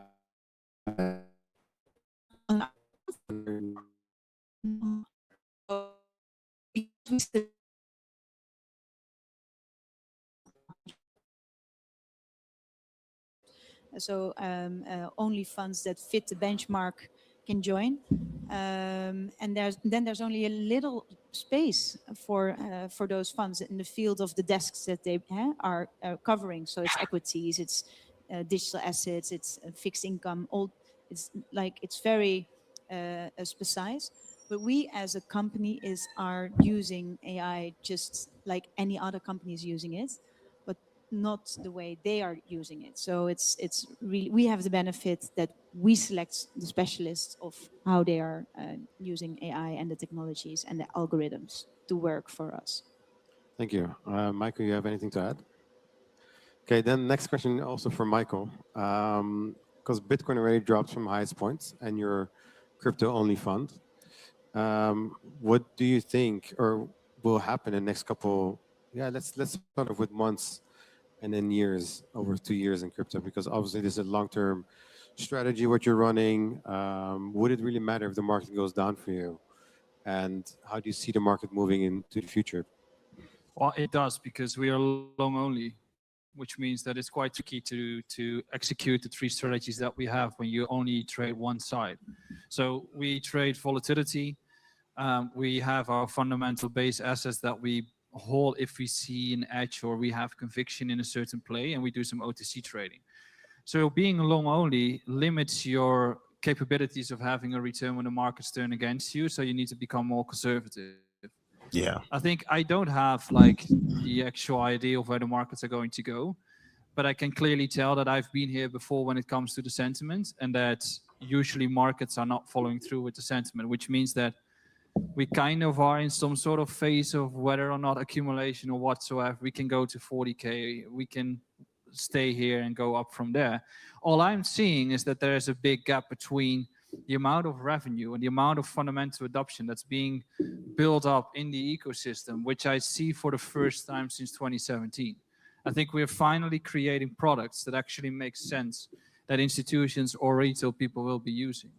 And the gap between the underlying token and the fundamental growth that we've seen is one of the biggest mispricing opportunities that I've seen in a long time. And the core reason of the fact that we continue to fall is whether or not Iran has been selling his Bitcoin because they are the world's biggest sovereign miner. We don't know. Or the second reason is we all blame Michael Saylor for having a product that has a leverage bet on Bitcoin, which doesn't have any impact in the markets at all, but we give him the credits and therefore the markets go down, which have nothing to do with the token. So I think it's just a matter of time. I think probably we will be into a bull market of the crypto markets, and we face probably one of the biggest financial crises ever that our entire generation has not seen yet. I still believe that the next peak of Bitcoin will be the peak of the financial system and will just tip over. And I think the previous Fed chairman, Elizabeth Warren, or any of the higher people over there, she was saying in a meeting that we should not approve Clarity Act, because the fact is that if Bitcoin continues to rally, it will tip over the entire financial system. And I stand by that. And what do you think then the consequences could be? Because then you basically say the whole financial system could crash, let's say, including Wall Street, including BlackRock, all the big institutional funds, also the traditional funds, not only crypto funds. Is that, do you think, a reason why the bigger funds are holding back or holding off from investing in crypto like big time, or going fully tokenized on all the asset classes, or what's your view on that? I think we will invest in crypto in a couple of years because some sort of bear market talk of the financial system will probably fade away. But a lot of people are already taking way more debt than they should when it comes to having mortgages that are like half of the two salaries that they make. Yeah. Not the risk that they take. So create a system where there's so much risk, so much debt, and then it hits the fan and it goes the other way around. A lot of people will lose money or go into heavier debt. Then we create some more tokenization. We create some more products to have like surveillance over everyone. So I think if you look into in those few years, I think that what people could be doing as a response to that is to have self-custody, to have assets in their own possession, to have Bitcoin, to have some altcoins, and to just stay as liquid as possible. So that's going to be good for Constance because she has a very liquid fund. Yeah, so it's a devaluation of a valuta, of our fiat currency, and if in the past 20 years everything steers towards such a direction, and it's of course we cannot see the future, but there's so much information to be diversified, to be protected, to be involved in many more things than only the old world currencies. So I'm a strong believer of the diversification, as you heard, but like the physical gold, and on the other side, the crypto, the exposure on direct crypto, direct on the markets, but also on non-directional exposure to the crypto markets, like market neutral. But most people, here in the room, probably people know what market neutral is. But retail people, they have no clue what an arbitrage fund is, or what a market neutral fund is, or they are not exposed to this information. While it is protecting a lot of, it has a very strong capital performance.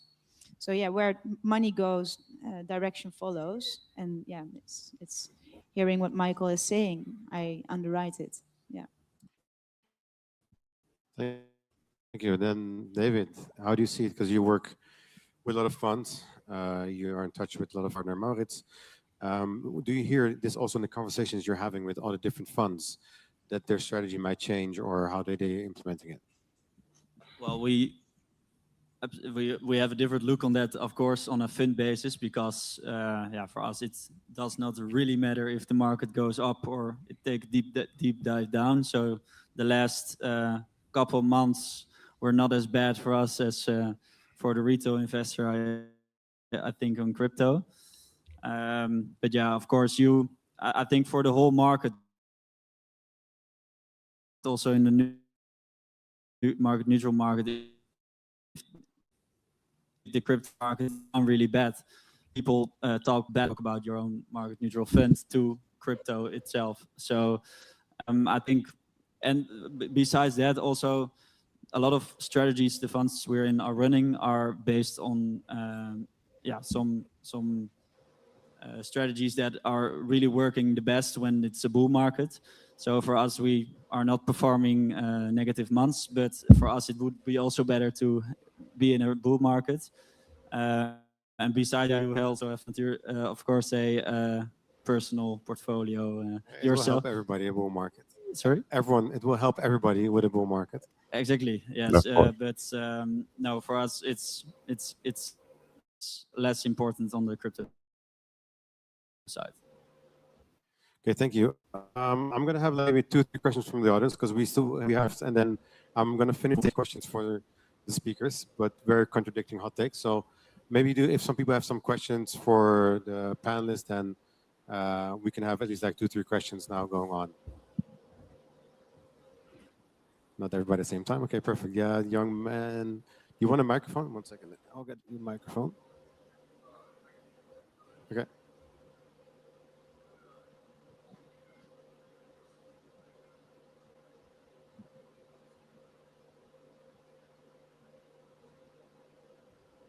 So the question is, what ecosystems are you on right now, and where are you placing your chips? So we can start off with David, and then...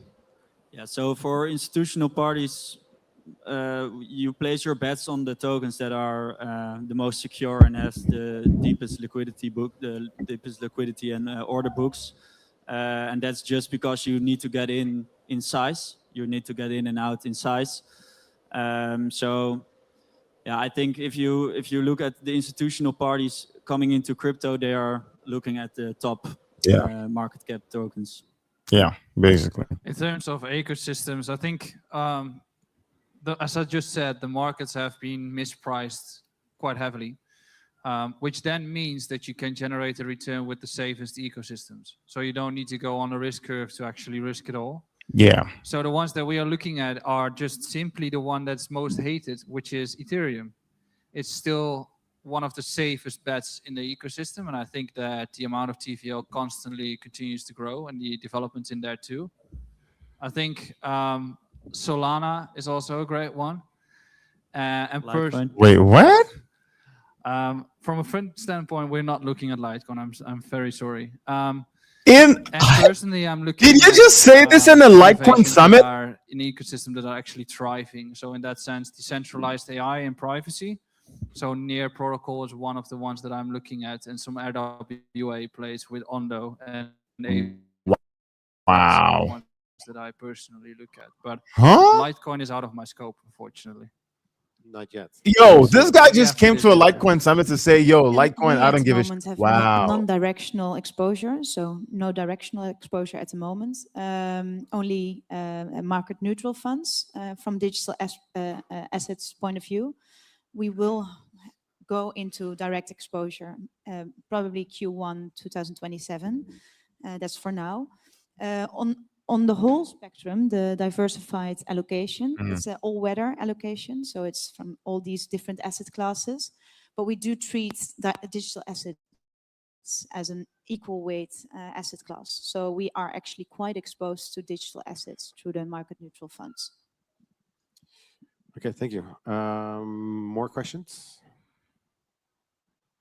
Okay, then we can finish off with a hot take. No, I don't think anyone's going to ask a question. more Whoa. questions Dude just came to a Litecoin Summit and was like, yo, I What do you don't give think a shit about about privacy? Litecoin. What kind of privacy No do one's you going to mean? ask him any question again. That's like, no. Ownership? Read the room, man. And you know, I mean, it's not bad to have an opinion that like, wait, you're not looking at Litecoin. I don't think that's like a problem per se, but it's a problem that like you just say, you know, you come to a Litecoin Summit and you're like, oh, you're talking about thriving ecosystems. I think You mentioned Ethereum, privacy you and mentioned Solana, anonymity just right should off be Litecoin. separated from each other.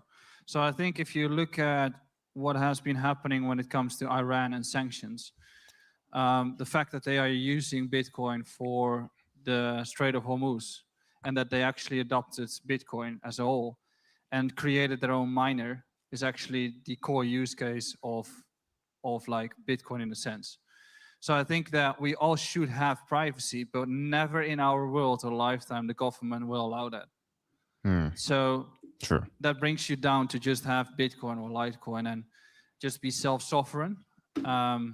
And privacy is just a very difficult part that the government will never let through until we get a crisis and they have to. But for now, it's just really hard. And that's why if you use Zcash or Monero or any of those privacy coins, for us as a fund, we are not allowed to do that. We cannot have those on the balance sheet because it's just not allowed by the government. So that's where you see that it's actually good to have those tokens from a private standpoint.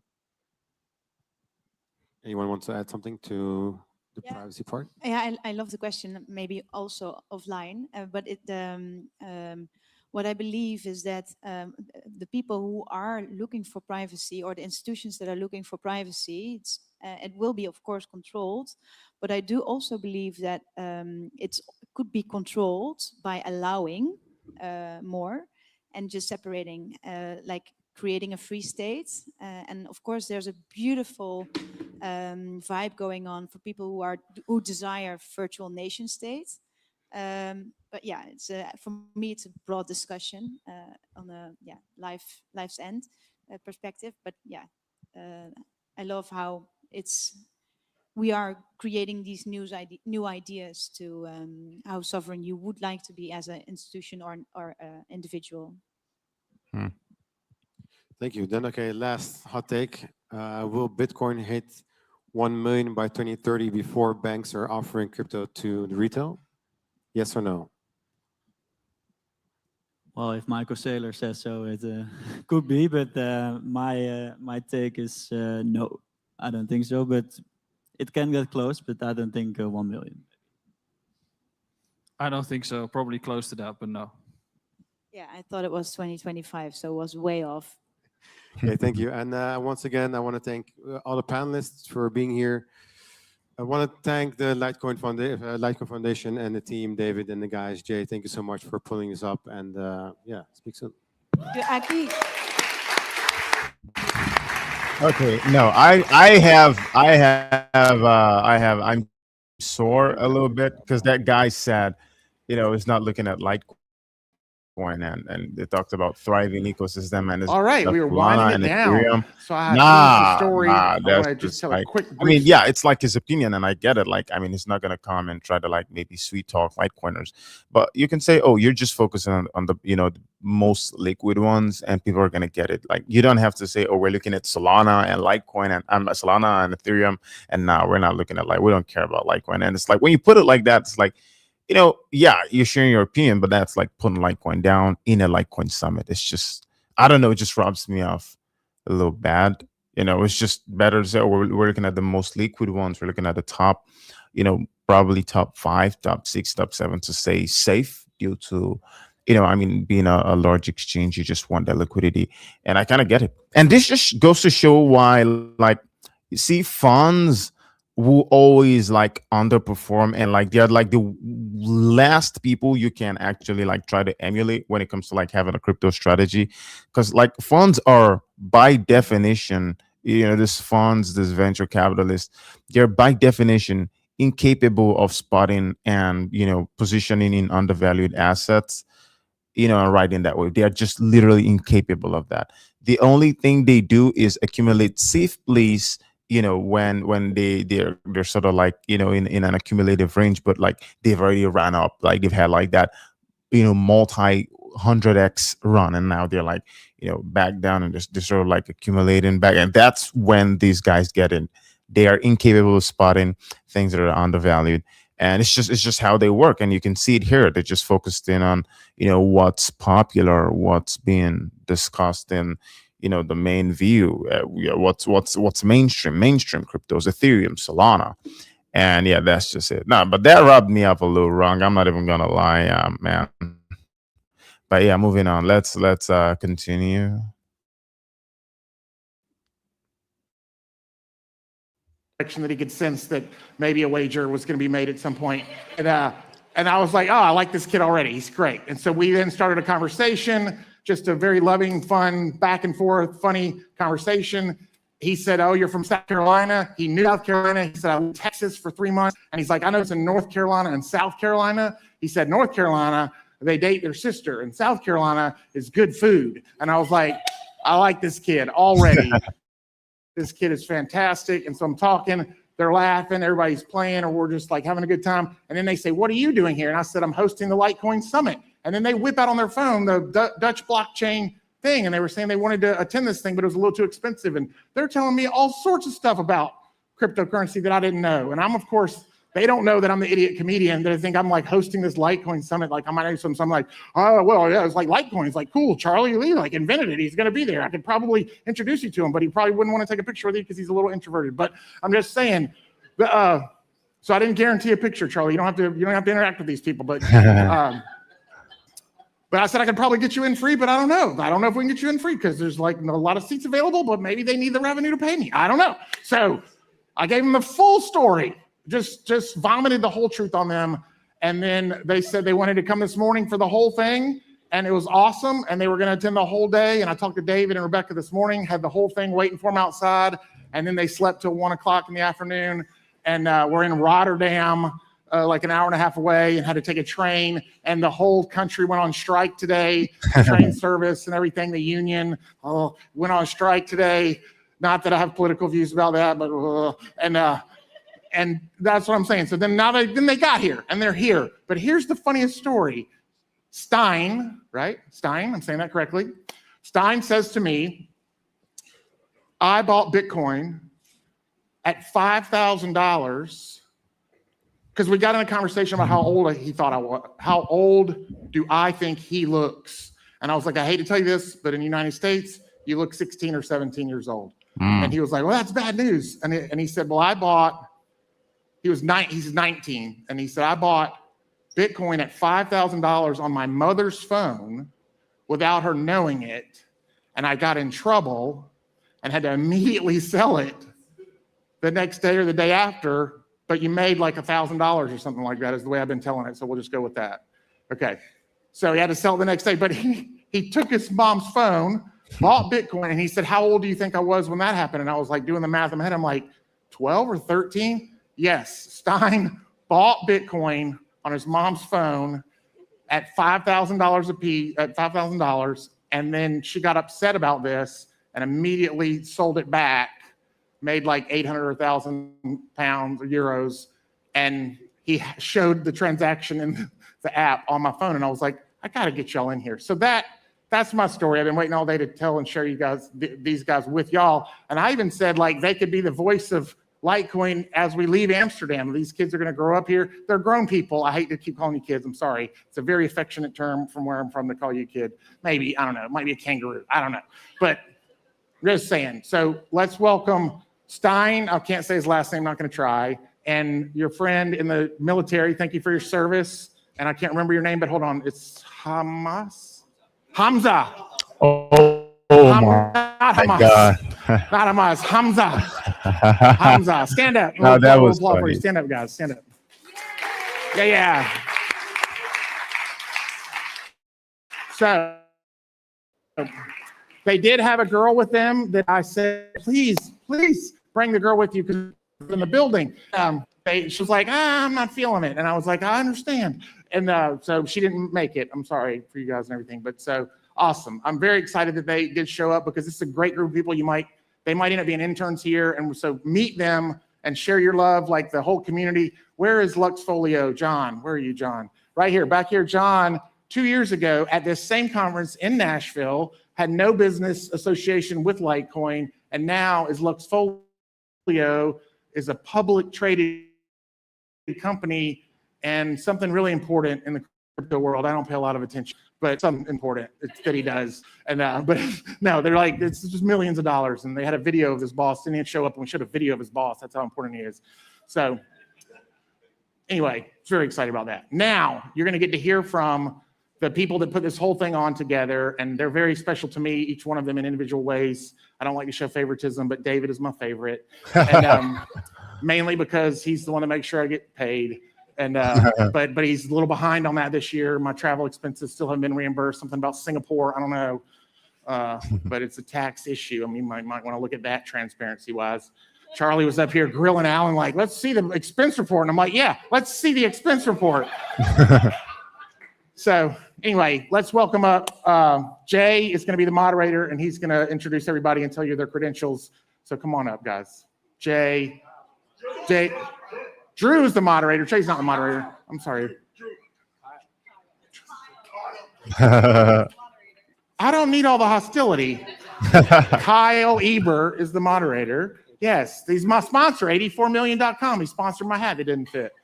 Alan, Austin, and David Schwartz, and Charlie Lee have at it. Yeah. Also, stick around till the end because there's free giveaways for people who stay to the end. If you leave and come running back in, we won't give you prizes. Thank you, Marty. You know, let's give it up for Marty. I mean, Doug. Thank you, Doug. So we're running a little overtime here, so I'm going to have to speed it up, and I don't like doing that because typically. Don't worry about it. We'll go whatever. Hello? We'll go whatever. Yeah, we're gonna move. But I typically like longer form with the podcast, and I'm just grateful to be here today. Can we just like give it up for the whole event?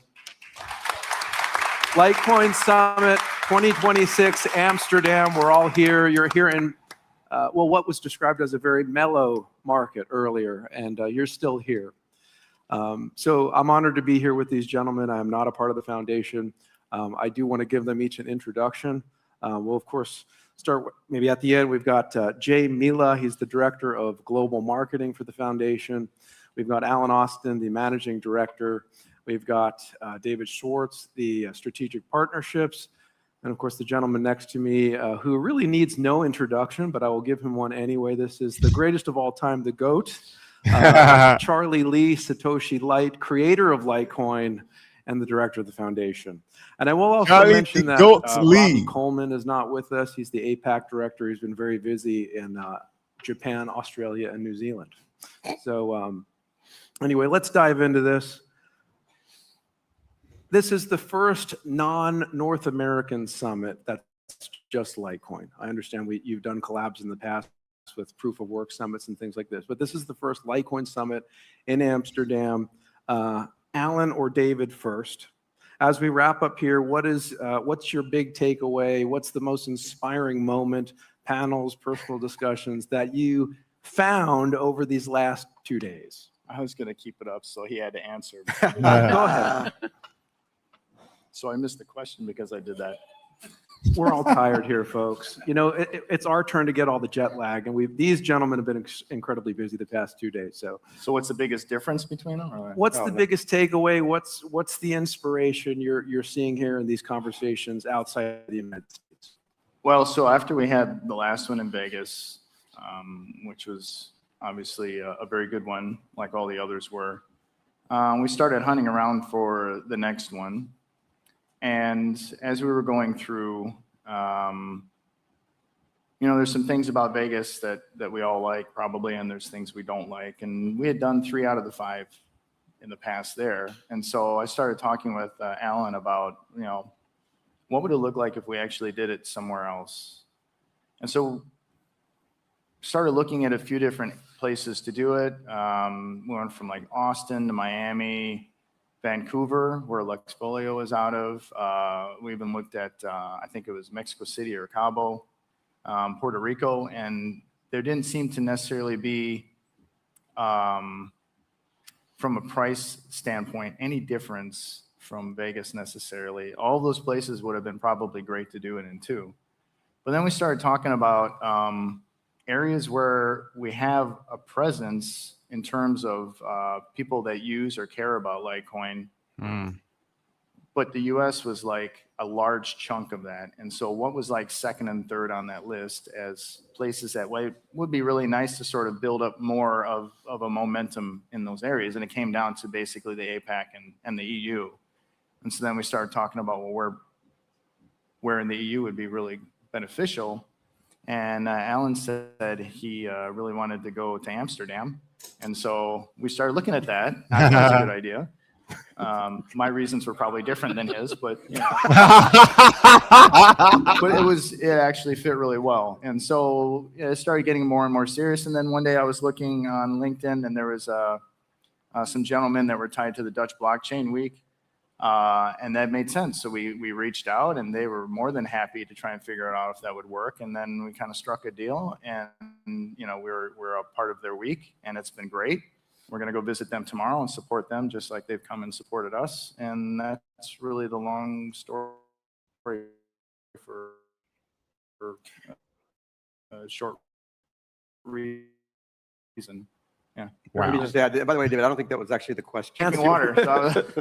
But it's important. No, I just to add, I mean, Litecoin being global, it's important that we have global presence. One of the greatest things is that no matter where you go, there's passion, there's development, there's people that are building in the space, and it's awesome to see around the world how what's happening and how important that is for global adoption. And it's been great meeting so many people doing so many different projects. So I think that's the great part of it, no matter where you go. Yeah, and they do have a KFC here, so that was very good. I want to move on to Charlie and address something that I think's very widespread, and I think we all feel it in different ways. But the market cycles, you've lived through every single one of them. Being, in terms of crypto, you're the elder statesman. You've been you've been around longer than anybody else in the room, and much of the entire space, to be fair. So you've seen it all, the ups and downs, the booms, the busts, the cycles. What encouragement can you offer in times like these to either those that want to build on Litecoin or those interested in holding Litecoin or, of course, using Litecoin? Yeah, I mean, I've been in the space since 2011, so I've seen pretty much all of it. But the surprising thing is when I got in, it was at all-time high at that time. It was at $30 for Bitcoin. It was the all-time high because like a few months before I got in, it was less than $1. So it felt like I missed the boat. But then like it crashed back down to like $2 from like $30. So that was a pretty crazy crash, right? That's even more than 90%. So I've seen a lot of these like ups and downs. And I think the most important thing is like people are always focused about price, and which is fair. But the most important thing is if you don't build anything that is actually useful, then then it won't survive, right? Yeah. So Yeah. the important thing is that people actually use Litecoin and it's actually useful for people in their daily lives. And the price will do what it does in the short term, but in long term, I really believe it will do well because we're actually doing something that is meaningful and useful, and it will stick around and the price will do what it does, but it will recover. Very good. We appreciate that coming from Charlie. Alan, in terms of MWeb, it's been 4 years as of, in terms of activation last month in May. So we've seen a lot of growth there. Litecoin didn't always have optional privacy. And of course, we have to thank Charlie and David and some others who pushed for that. And now we have it. Yep. But what sort of trends have you seen in terms of the need or the desire for privacy in this space or for Litecoin over the years and since MWeb has been available? Yeah, so we're seeing it's a slow, gradual adoption, but I think that's typical because that's in the crypto space. Just payments in general are still young and early, and using privacy on top of that is even a newer sort of behavior.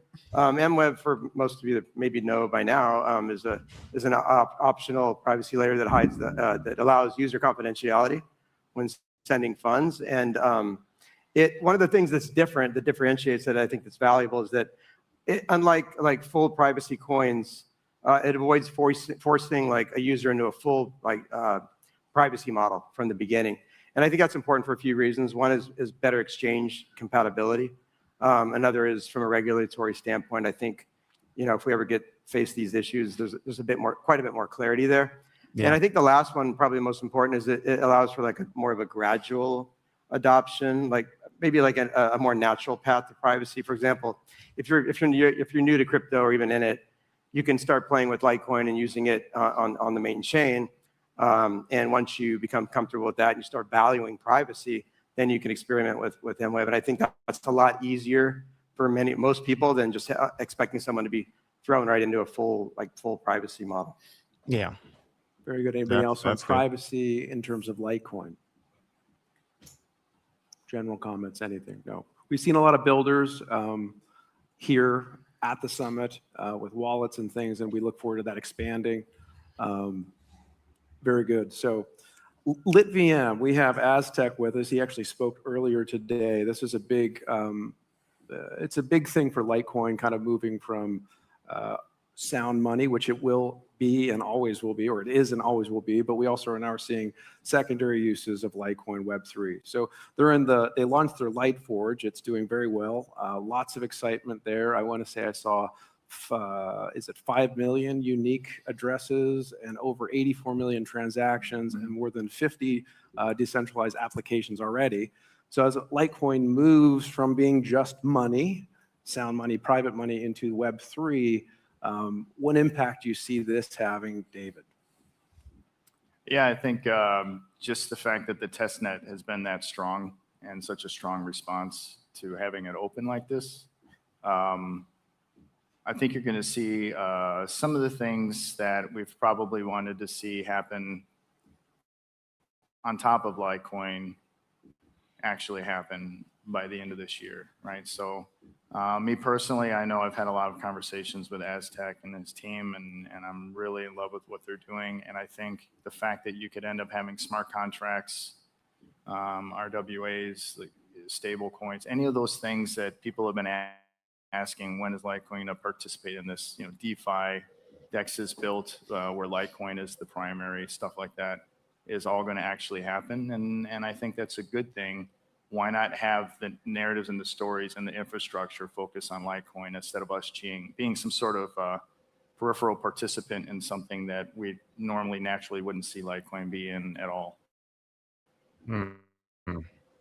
And I know, Charlie, you've met with LitVM, you've provided much advice to them. What do you see LitVM bringing to Litecoin? Obviously, the integration with like the dApps ecosystem, right? Ethereum and others would be great, right? Getting Litecoin involved in that space. I think it would just bring more people into the Litecoin ecosystem, right? More people who are playing around with decentralized application and everything around that to build on top of Litecoin. So I think it will expand the reach of Litecoin, and which is can't be bad, obviously. So I'm very excited about that. Very good. I do want to bring up something just for clarity, because I think sometimes when we're online, we can have official releases and no one ever reads them, or someone takes a piece out of it and publishes it with a different flavor. So obviously there was an issue earlier this year. David, pardon me if he addressed this in his first talk. I did not make it to that session, but the 13 block reorg, right? What happened, what didn't happen, and what was learned through that?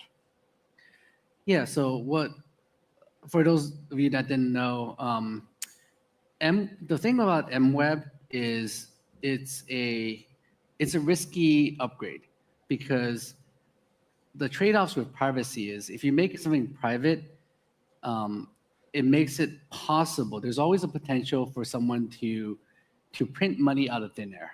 Yeah. So that's the risk, because like, for example, with Bitcoin and previously like Litecoin, the main chain, everything's in open. So, and everything uses basic easy math.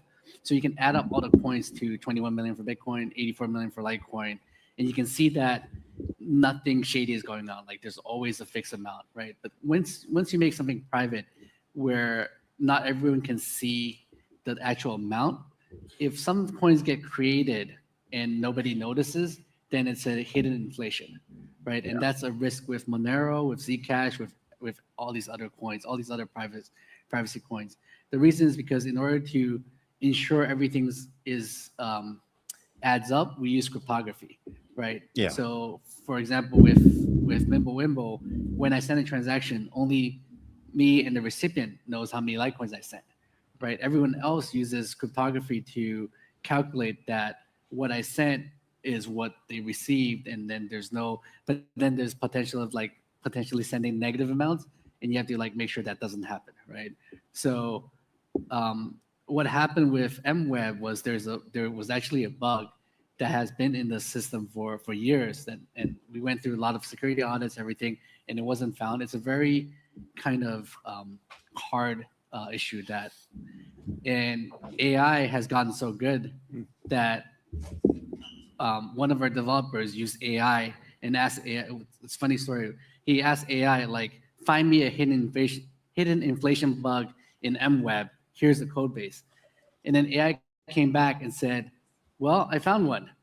And then Loshan was the person who did that. And Loshan was like, this doesn't look right. It's kind of silly. And then he showed it he thought the AI was just hallucinating something up, which happens, right? He showed it to David, and David's like, let me take a look deep into this. And then it took a while to kind of figure out it was actually a real issue. And then we went back and noticed, we went back in history to find if it was actually exploited. And then turns out someone exploited the system like a day earlier. So the AI gotten so good, like all of a sudden the latest like cloud AI was able to detect that. So the attacker used not probably, like 99.999% chance to use AI to find the same bug and exploited it. But they didn't, so they exploited the bug, but they didn't really spend the money. So it was sitting there. So with the help of pools, we were able to kind of lock the funds down, and we negotiated with the hacker to return the funds, and we gave him a bounty. So that happened a few months ago. So everything was good. We recovered it, but unfortunately, we patched the system. But there was also another bug that led to a DOS attack on the miners. So the exploit happened again, but it was on a kind of a side chain. it's on a different chain that eventually got overtook. So that was a 13 block reorg. But during the 13 block reorg, someone was effectively able to double spend and steal from decentralized exchanges that effectively just gave money away without like, I would say enough safeguards. Yeah. Right. So that happened, but everything is fine now. But there was an exploit for sure. Yeah. So that's like kind of the detail of it. But we did maintain 100% uptime. I think some folks said you were down. People were still able to transact, and ultimately nothing was stolen, and there is no inflation. Yeah, if you're using Litecoin during that time, you wouldn't really feel anything. Like your transactions still confirmed that anything like that. So yeah, effectively there's no downtime, but there was, I would call it a hiccup. Yeah. And it's not unique to Litecoin. It's not unique. It's kind of built in the system where reorgs can happen. A 13 block reorg is a pretty long reorg for sure. And we've seen like long reorgs before. So yeah. I'm grateful for the team, and I think some pools and all of the collaboration that basically resolved it quickly.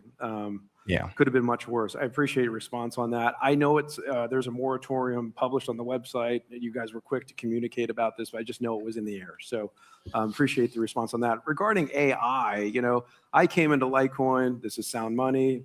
It's for payments. It's digital silver. But now we're talking about machine economies. Some other panels alluded to that. So I know Litecoin is for humans, but is it also for AI? If so, what attributes make it more appropriate for that AI environment? Anyone on the panel for this? Well, I think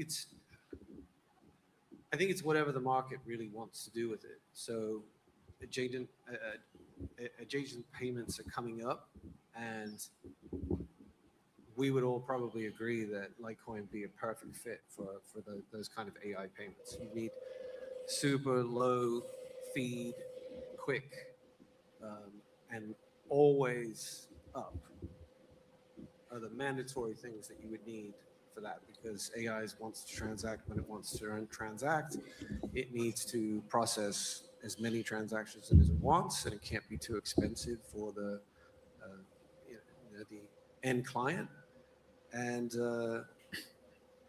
if that's what the market wants to do with Litecoin, whether it's forward facing or completely in the background, I think it makes perfect fit. Very good, Jay. Mm. When you were creating Litecoin, was anything like robots or AI or algorithms using your coin in the cards, Charlie?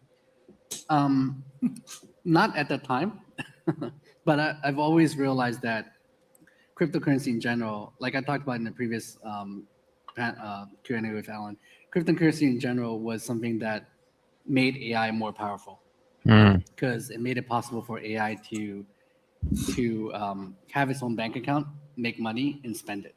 Right? Just imagine AI can trade coins, make money, and spend Litecoin to buy more hardware or buy more RAM, buy whatever, increase its storage space, and make itself more powerful. Right? So it makes AI more dangerous. Before cryptocurrency, it wasn't possible. Right? AI cannot really make money. It can't really create a bank account with Wells Fargo or other bank accounts, because it doesn't have a real identity. So, but now they can. So it's a really powerful thing for AI and cryptocurrency to work together. There you go. We live in wild times. Wow. Let's talk about institutions. I know there's that's some of them. That's very like couldn't make it. But that's I would say, David, with partnership. Of course, Charlie, you were doing like a road show last year, doing meetings on meetings. What's exciting you about these institutions coming in? Feel free to name them specifically. I just want to explore that topic. Yeah, so Light Strategy is the company I'm on the board of, been working very closely with, where they got an initial $100 million investment that they put into Litecoin and using Litecoin as a corporate treasury. it's very exciting to see institutions come into this space and basically seeing Litecoin as a new asset class. Just it exposes Litecoin to a ton of people, right? Before ETFs and Lite strategy, it wasn't possible for someone to easily get access to Litecoin, right? You had to open a Coinbase account, buy it from exchange.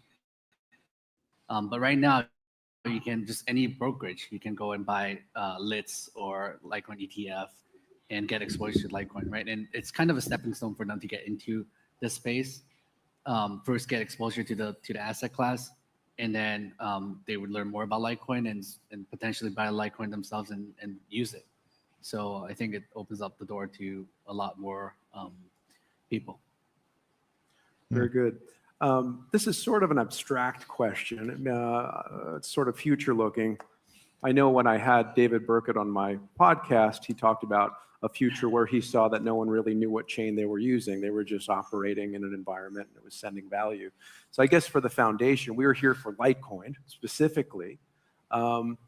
However, this is where we're going. It might become an invisible technology. So what's the role between advocating Litecoin specifically versus seeing it used perhaps in an environment where it's just part of the rails and no one knows what Litecoin is? Where are we now? Where are we going? And how does that advocacy change? I'll just take this. I mean, I think it's going to happen in a variety of different applications. I don't know as far as timing, but there could be things sooner than later where the idea is that you create something as user-friendly as possible. And that sometimes means you don't really, the user doesn't care. They just want to know, make sure it's working. So if they need to send remittance or something, say, across the border, and in order for that to happen, this behind the scenes X, Y, and Z have to happen. The user probably in many cases won't care, right? They just want to make sure. And Litecoin, I think, is a powerful tool because of its liquidity, low fees, security, and amongst other things for those types of back-end applications or programs to happen. So I expect we'll see a lot of that in the future. Very good. In terms of what the foundation is doing for Litecoin now in our present age, when we're advocating for Litecoin, we're using Litecoin. It's a more visible technology, a choice. You know, you use Bitcoin, you use Litecoin. There's different use cases for either one. What are we doing at the foundation level? Obviously, we're here today. We look forward to future summits. But what's the priority maybe between today when we leave here and go out until we meet again? What are the priorities for the Litecoin Foundation over the next, say, year?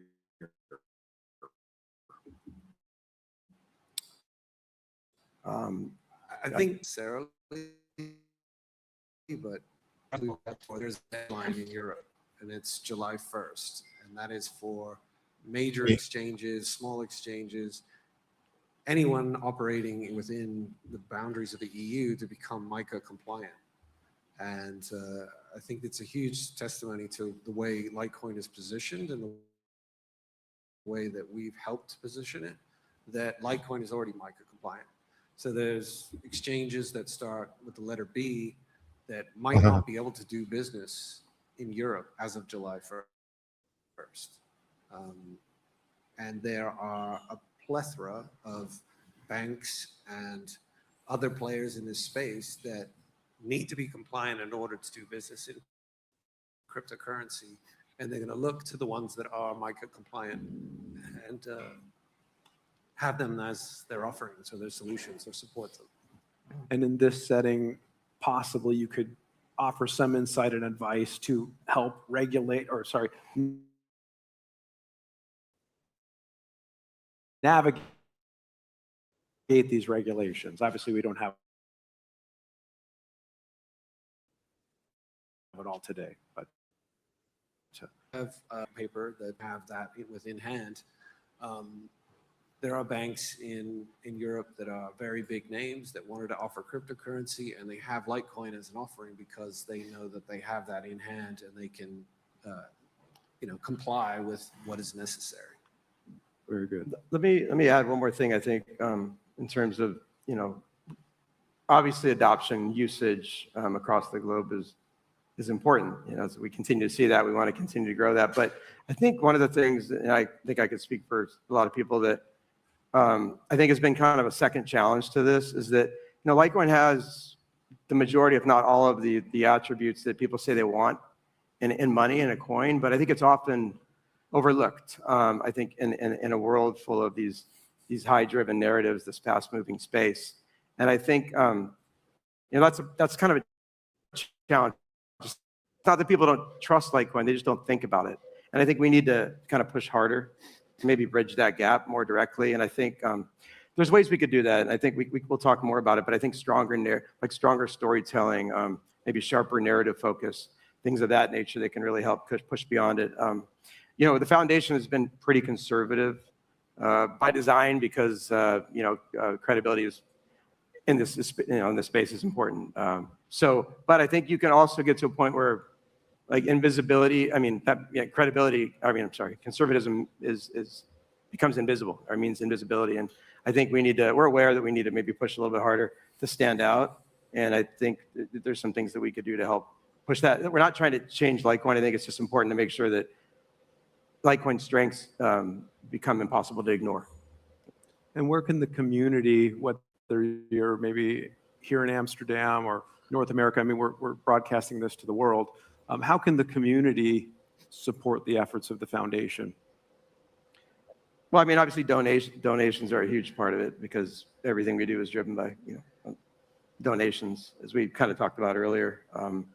But we see a lot of different participants and third-party support in different ways. So any kind of developments that can help benefit and add usage or add value to the blockchain is great. And we support a lot of those developments through our own platform as well, through fundraising and stuff. So, but you don't have, doesn't even, John and other people used to go around and just to merchants and show them how to use it. You show one person, that person shows somebody else, and word spreads. So the community is the most powerful thing we have in it, like a decentralized product. So sure. Yeah, if I can add something to that real quick. So on the community note, just in the last, I guess, year and a half or so, the community actually has created a few Discord, chats and other places where they actually get together, basically benign from us as the foundation, and they coordinate together on some marketing efforts, and then they work with us on putting some stuff out on some of the handles that we have control over that most people are viewing, for Litecoin. And they do everything from there's a guy named Master. He's put a book out now about Litecoin in general. There's people that are doing things individually in a decentralized, spirited type of a way that has nothing to do with us on a foundation level, which I think is just absolutely wonderful. Wait, why is it glitching? Come on, why am I having this glitch now that David's talking? Come on, what's the problem here? But then they also turn around and do things to support the foundation as well. So there's no singular. Is this a YouTube problem? Why is this glitching?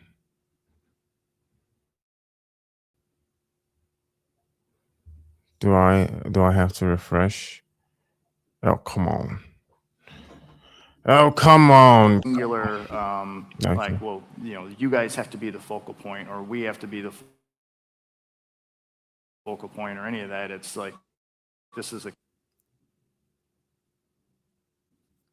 community effort, and the community is trying to take the strengths and the talents and other things that they have at their fingertips and are actually making a difference. Whereas I think there was a time prior where it was like, well, what is the foundation doing about this? What is the foundation doing about that?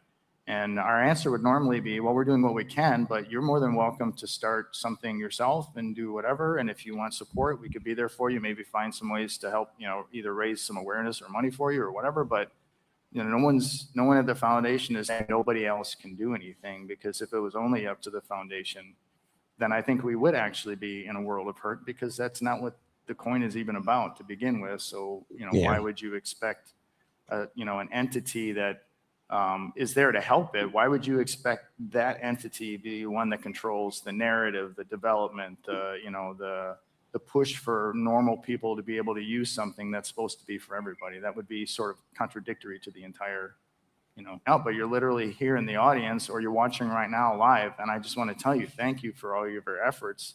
And the idea that that you can actually make a difference for someone who's sitting in Australia wondering, all this stuff that's coming down in the EU is probably going to come down in Australia if it's not already there. Mhm. What are they going to do about it? And they're seeing other people be able to lead the charge in whatever it is that they think might be the best way to,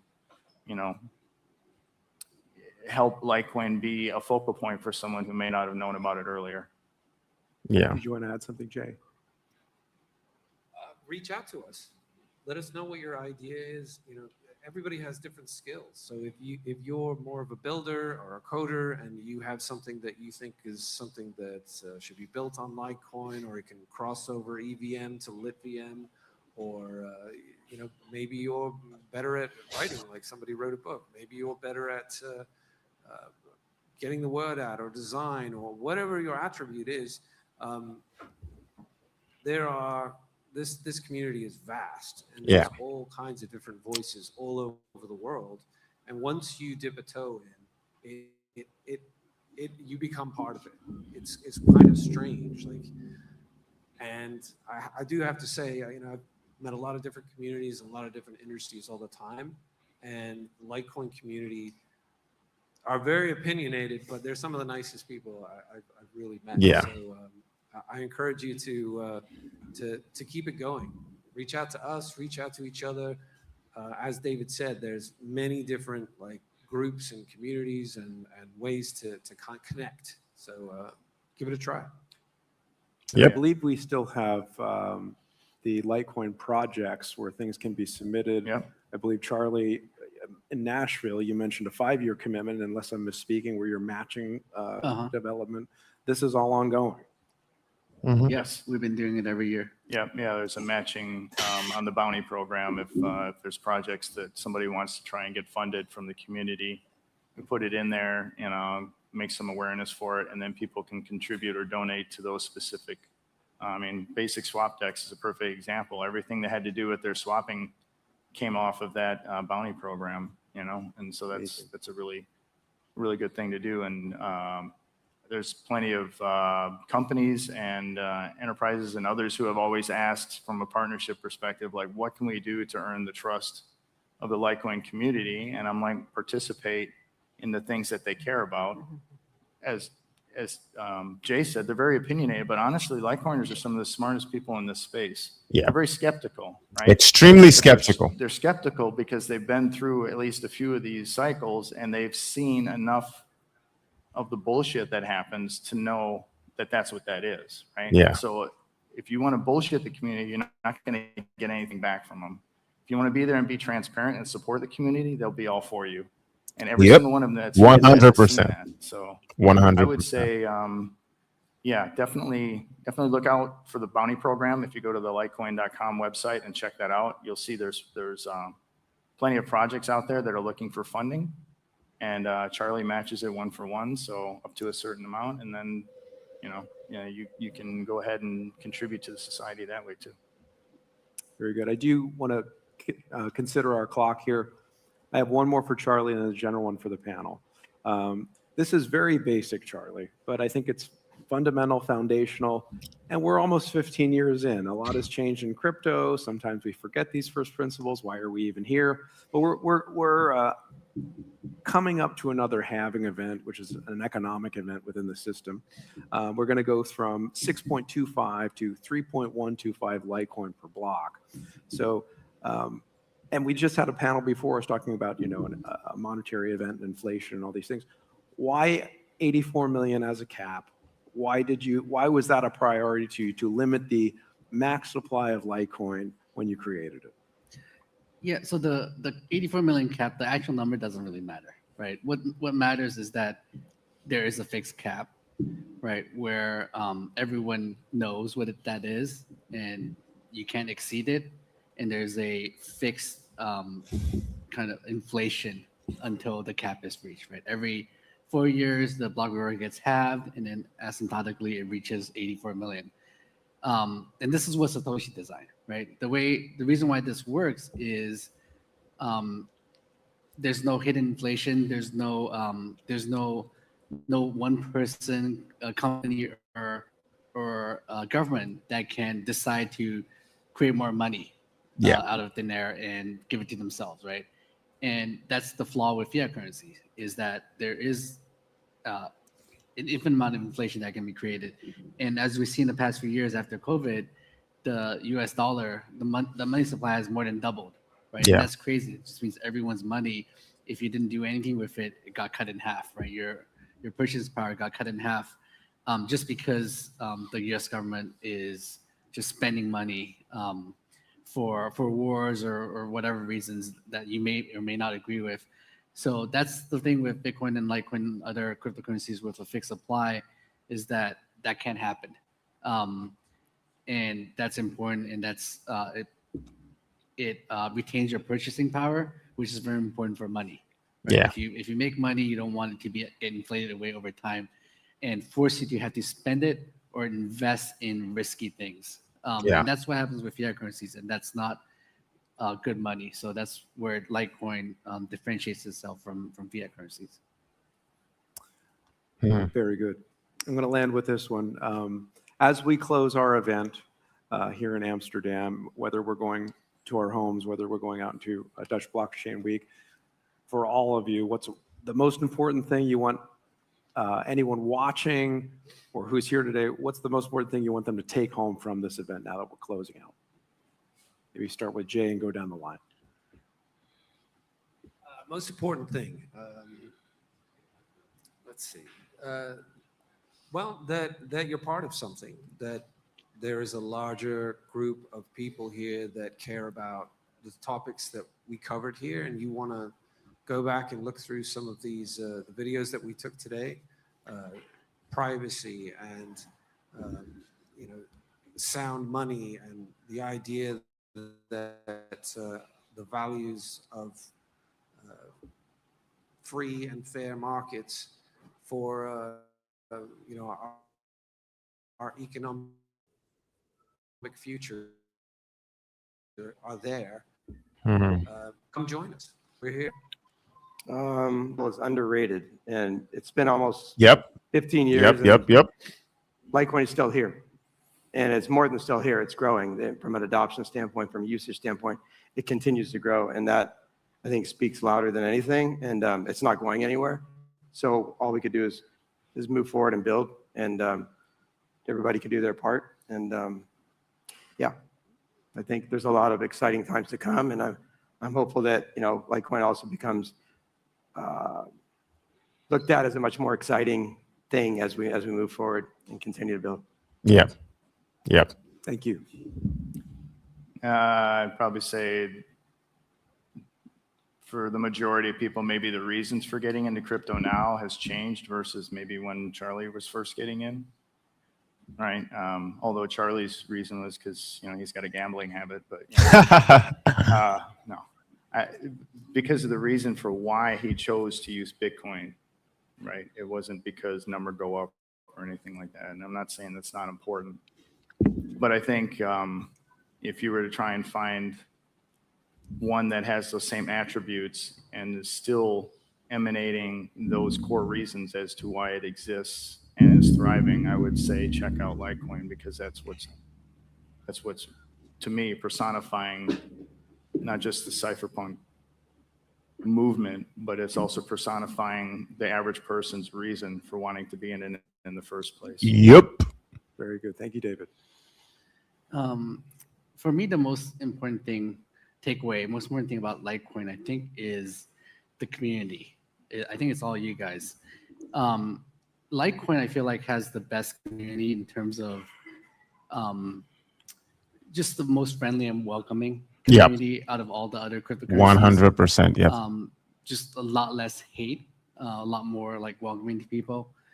I don't know why, for whatever reasons, like Litecoin community is just more welcoming to others, and it's not about putting other people down. It's more about just supporting Litecoin, and I'm really proud of that. I'm really proud of what you guys are doing to support Litecoin. So I think that's the best thing about Litecoin. Thank you, Charlie. It's a terrific panel. We're legitimately over time, but this is it. So, do we have the ability to take 3 questions from We the can take audience? questions. 3 questions. You've got an opportunity here, folks. In the front.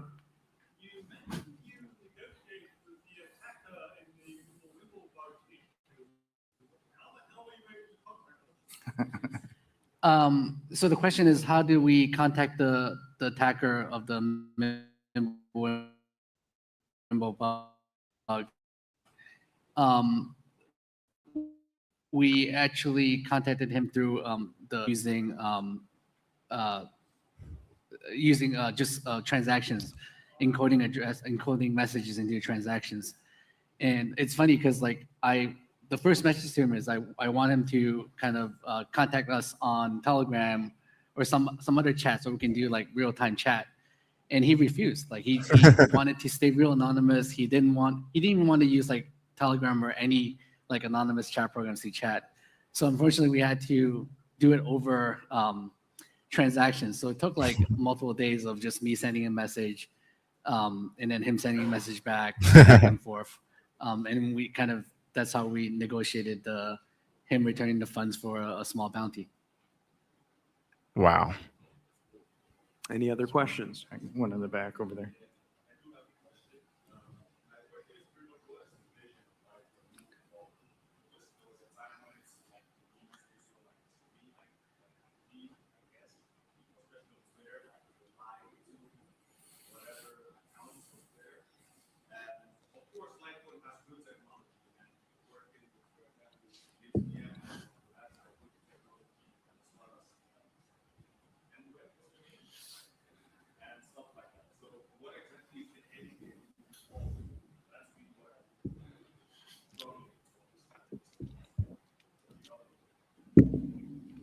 To live forever. That was a mouthful. It was what's the end game, basically, right? Yeah, the vision. Yeah, that was a good question, but yeah. What's the end game? What's the end game for Litecoin?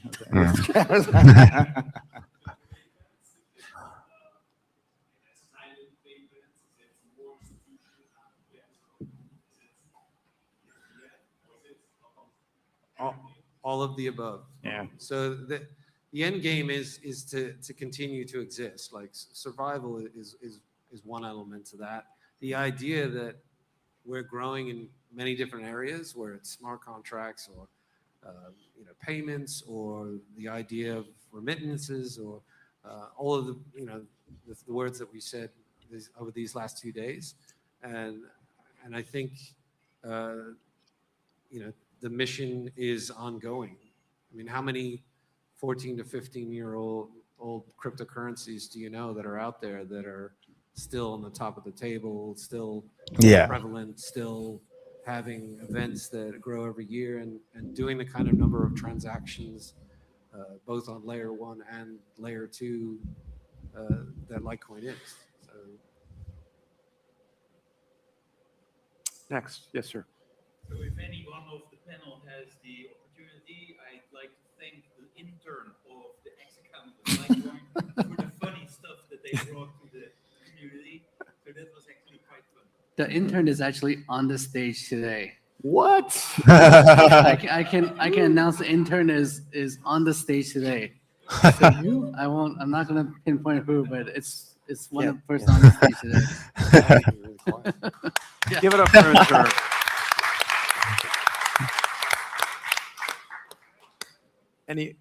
Diego. Who's intern? Okay. Now Charlie just reviewed who the intern is without saying the exact person. Who's intern? So now, if you want to know who intern is, it's between Kyle, Charlie, David, Allen, and Jay. So between these 5 guys, your intern is here. So if you're in the hunt for the intern, for more innovation, for sure. So MWeb is still ongoing, right? It's still something that we're still working on making it better. So we're not done there yet, right? And MWeb is one of the things that basically one of the main things that we're differentiating ourselves from Bitcoin. Yeah. Right. And because we're a smaller team, we can move faster do more things, right? So you'll see us doing that moving forward. For example, I can imagine if and when quantum computing happens, Litecoin would be able to react faster, right? To try different things to combat that. So I do expect us to innovate more in the future, but we'll see. We'll see what happens. Thank you. Okay, before we go, thank you. Any more questions? No more, yes or no? I have one announcement to make is, well, first of all, thank you for everybody coming out here to Amsterdam and support us for this Litecoin Summit. One of the things we've been looking to try and do is also expand possibly beyond even that and have an audience that maybe normally wouldn't be coming to a Litecoin Summit, either because they just don't know about Litecoin or they have other things going on. So one of the things we're also doing is we're teaming up with AIBC, who was just up here on the stage prior. And in Rome, at the beginning of November, from the 3rd through the 5th, they're part of a larger conference called AIBC.world. They're going to have 8 halls, each having a different type of thing within those halls. So like crypto is in hall number 7, payments is in hall number 8. Gaming is in hall number whatever, 3 or something. And we're actually going to have day 2 of all of their talks at this AIBC.world, where Litecoin is the main producer of those talks, right? Wow. So 5 hours of talks on day 2 in hall 7, focused on crypto, is going to be ran by Litecoin. Okay. Wow. And so we'll have mostly focus on payments and privacy. So we're going to keep pushing this within, especially the EU, for this year. So if anybody's going to be around or wants to go to Rome in the beginning of November, we invite you to come out and be a part of the AIBC.world conference. They're expecting tens of thousands of people to show up. So hopefully when we're there and we're speaking to these people, they're already paid customers. They're going to be sitting down and getting to hear the gospel of Litecoin and everything else having to do with payments and privacy. So be on the lookout for that. Sounds amazing. That's huge. That's huge. That's So as far as I know, we're huge. done taking questions. So go ahead. I was going to say, and stick around because we have a few things to give out. Since so many of you have stayed throughout and you're still here and the place is still packed. Goodies. We'll have to get a little creative on how we want to hand some of these things out, but I don't know, should we do that? Yeah, it's true. We always tend to reward the people that stay till the end. So this is no. I didn't know they didn't just show up like 20 minutes. All right. Or show up the last hour of the conference or whatever. I hear there's goodies. But before we transition, let's just give these gentlemen our applause. They put all this together. They're maintaining the foundation, funding development, bringing us together after all these years. So we deeply thank you, and thank you for letting me be a part of the panel. Okay, now we can give stuff away. Oh yeah, one more thing. Marty is, I don't know where we're going next year. We'll be back in the States, but Marty's actually going to be the MC again. And this time, just like he was bragging out about how he got his deposit in Litecoin, he was down 76%. We're going to help him dollar cost average and give him another deposit in Litecoin at this current price, which then will bring him to some average that's much lower than what he was probably expecting. Wait, I thought we're gonna give him a. No, wait. We're gonna give him a card, and I'm gonna sign it twice. So it's Yeah. twice as valuable. Yeah, there you go. We established the current market value of this autographed card by Charlie is my deficit, so he's going to sign one twice to double that. There we go. I think we'll dismiss and go on to the next. Thank you, Marty. We're gonna give away stuff. So Jay, I'm gonna let you, or David and Jay. Yeah, it'd be Jay and I. Thank you. All right, you guys. Give it up for Rebecca, everybody. I don't know that Rebecca's gotten a shout out. I want to tell y'all who Rebecca is to me.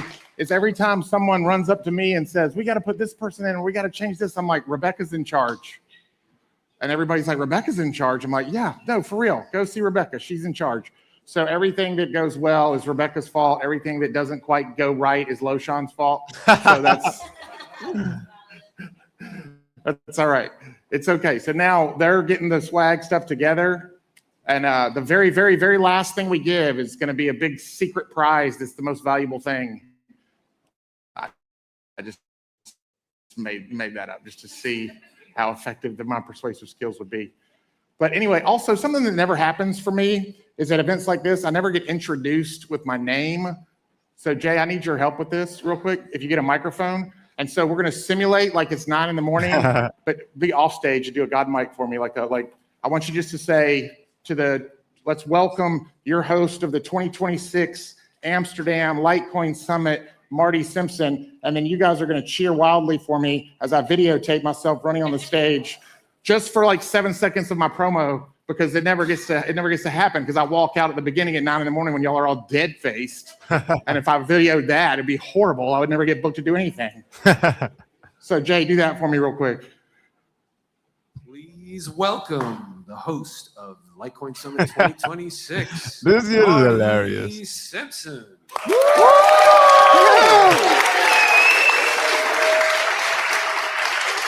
Yeah! Let's go! Let's go! Yeah! This is awesome! Yeah!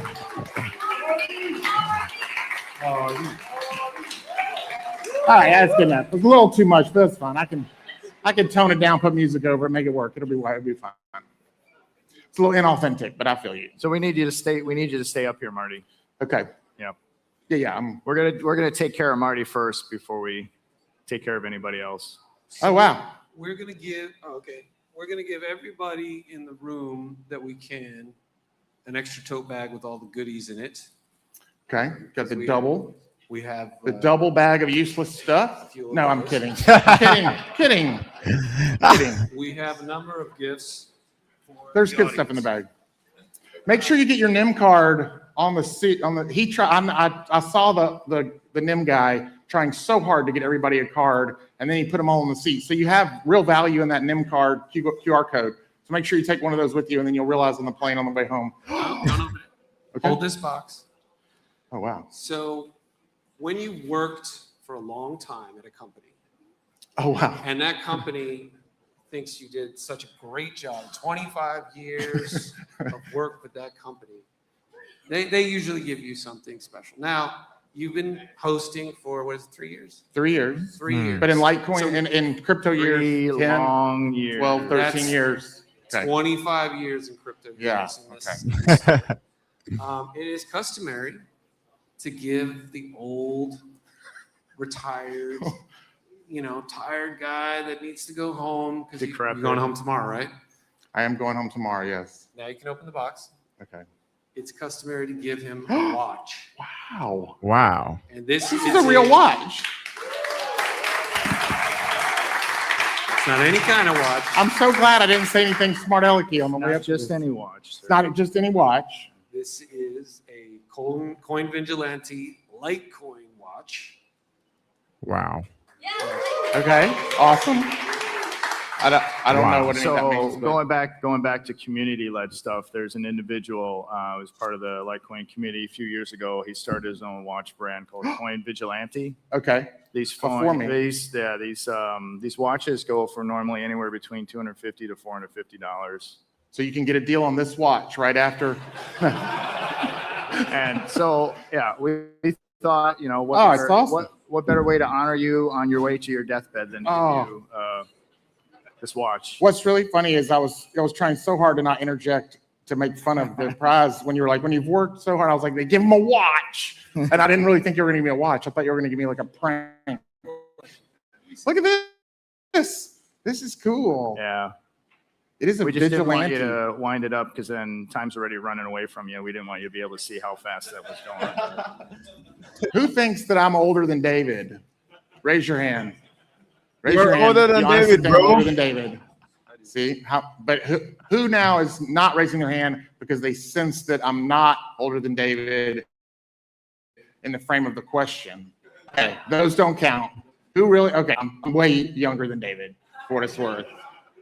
David has up here what I have here. Same roundness and curviness, just in different. Okay, look at that. I love a watch too. This is a meaningful gift because a comedian holds a watch gift. Oh wow, there's more. Well, not for you. Oh, okay. All right. So Cake. Shout out to Cake Wallet. They I'll hold it for you like Vanna White. they helped sponsor our live stream, and they actually gave these out last year. I think it was. Yeah, so last year or 2 years, was it last year or 2 years? Maybe it was last. But it 2 years raised ago? so much here. That Yeah, so the probably Cake Wallet's been a devoted sponsor for the last few years. They've been doing the pool party sponsorship, and then this year they did the live stream until YouTube decided we were illegal or something. Was that a legendary pool party that one person swam in the pool? Only one person? One person swam in the pool and 300 people watched them. Yeah, that was a fun one. So who here has Cake Wallet on Cake their Wallet. phones? So you got to pick somebody. Oh, I get to pick somebody. Maybe somebody you don't even know. Who has not interacted with me or introduced themselves to me Keep or your hands anything raised yet? if you have Cake Wallet. I'll make it Cheat. easier. Which one of you actually didn't heckle him? No, that's not good. This person raised their hand in the back. You gave like the third to the last thing, right? Like today, you were on stage. Yes, let's go. Let's All go. right, I think I here we messed go. your name up, so you get a Cake Wallet jacket. Yes. Ivan, right? Ivan. Yes.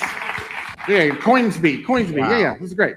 Oh, Good job. Coinsby guy gets the cake Awesome. wallet. All right. Okay.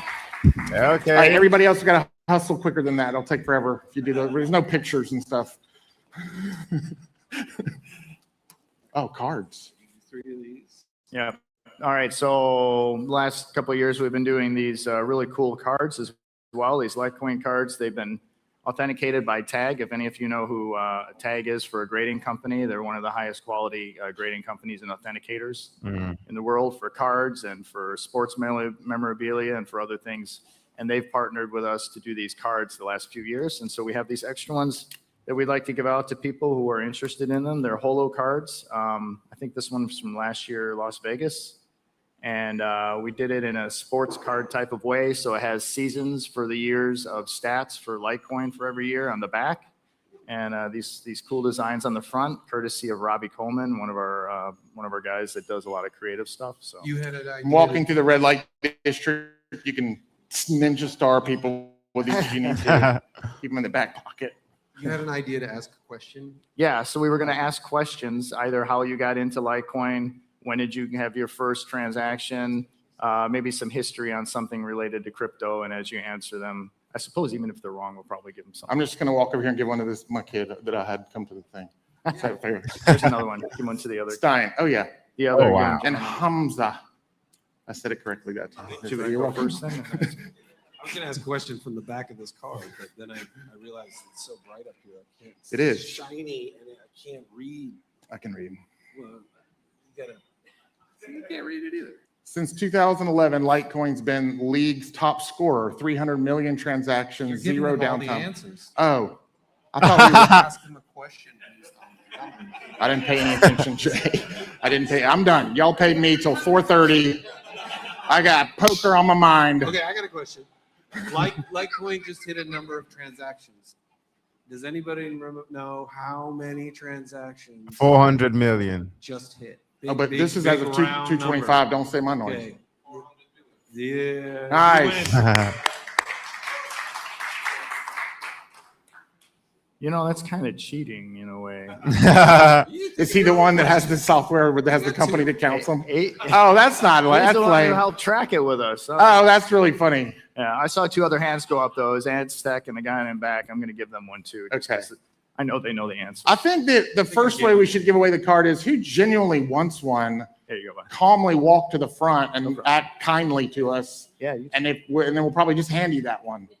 That's what. But you can only do that once. You can't like walk to the front. And the bigger prizes are later, so you gotta. I like to encourage any gambling whenever there's. I don't believe in gambling either, Charlie. I think a game of skill, poker. I agree. Yeah. So This is shout a out cool to Cool wallet. Wallet. Cool wallet We that have makes the. 2 cool wallets. Is this the same guy that You makes haven't these seen what a watches? cool wallet is? This one is actually was displayed.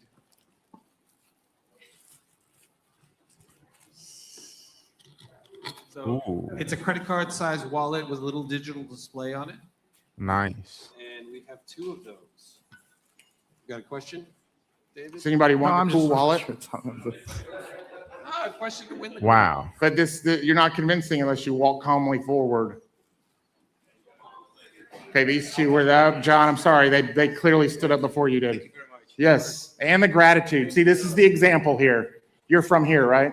Yeah. I can tell. Like very mannerly and nice American would have been like, I'm getting it. Right. All right. I think Americans would have been like, give me that. That's mine. And one Litecoin backpack. Empty Anybody backpack. like a Litecoin backpack? Okay, good. Yo, David's got good I'll bring aim. it. He's just I'll bring swinging it. it at people, and they're catching it. That's 2 for 2 right Size. there. Let's see if Certain David size, actually gets You someone. need a to catch medium, it. John Kemp? Need. This one says, oh, it's small.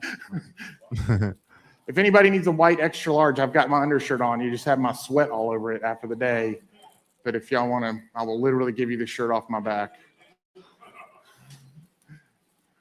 We've got a really nice watch. Oh, wow. To give away. An Invictus. Because he doesn't need it anymore. I'm going to go both wrists. We'll do this. Well, what size? Well, I didn't ask anybody else. So A lot of I can't even put my watch on my right hand. yeah.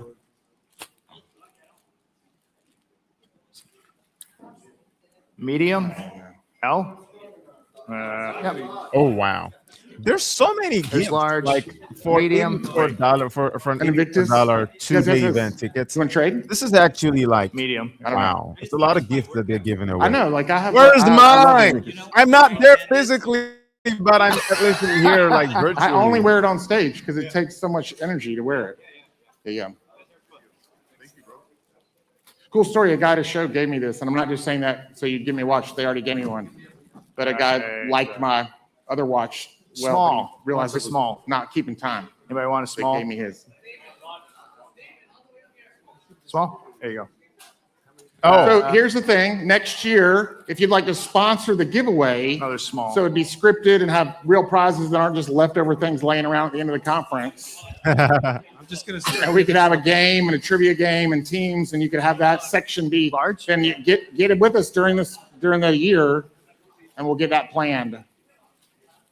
The live stream ended like 30 minutes ago. For anybody still watching the live stream, this doesn't count as part of the live Medium. stream. Oh, I got some other things besides shirts here still, by the way. Small. Like what? so I want to do Medium and small, like that's what I got. a recap, right? No. Like a Sorry. like a Vigilante recap is a cool of name for a watch. because I missed Like a vigilante. some in the earlier hours of the day. I only streamed I only did a reaction stream to like the Right. afternoon we got session. a couple. So things we're here, gonna be going Yeah. back. So we're gonna be doing who's a ever heard of rewind. Ballet And we're just Wallet? gonna be Ballet Wallet. Aztec's Who's heard of talk Ballet? because Aztec did a talk, online. and I missed Was that. So we're thinking. just gonna When go we built Nexus, and look we at built it around Aztec's the idea talk, of and something yeah, called we're gonna call it a neutrino day. sync, It's which pretty will hit interesting. 157, 150. By the end of the So that's basically the catch up, and I'm gonna end the stream. So I'm just okay. So this is Aztec's part of it, and we're just gonna be going to that. The introduction. We're gonna watch Aztec's The speech hard and money then- Web3 rebellion. Please welcome Aztec Amaya.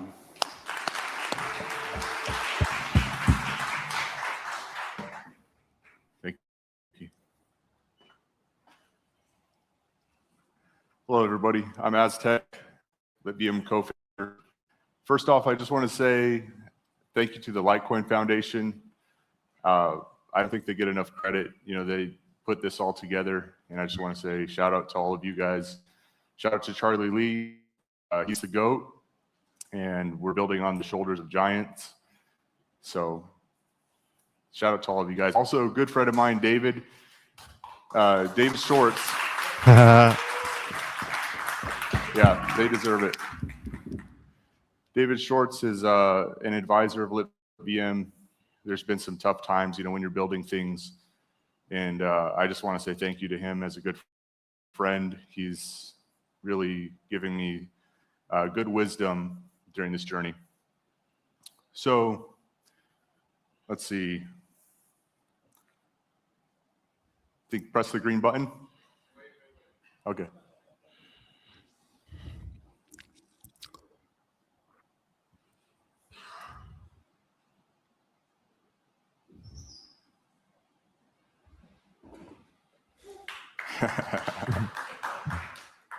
Yeah, it's nice. I love Amsterdam. It's a beautiful city.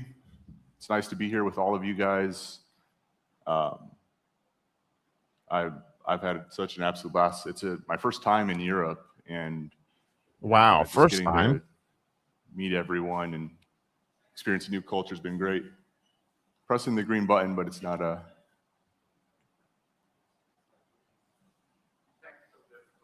Oh, okay. No worries.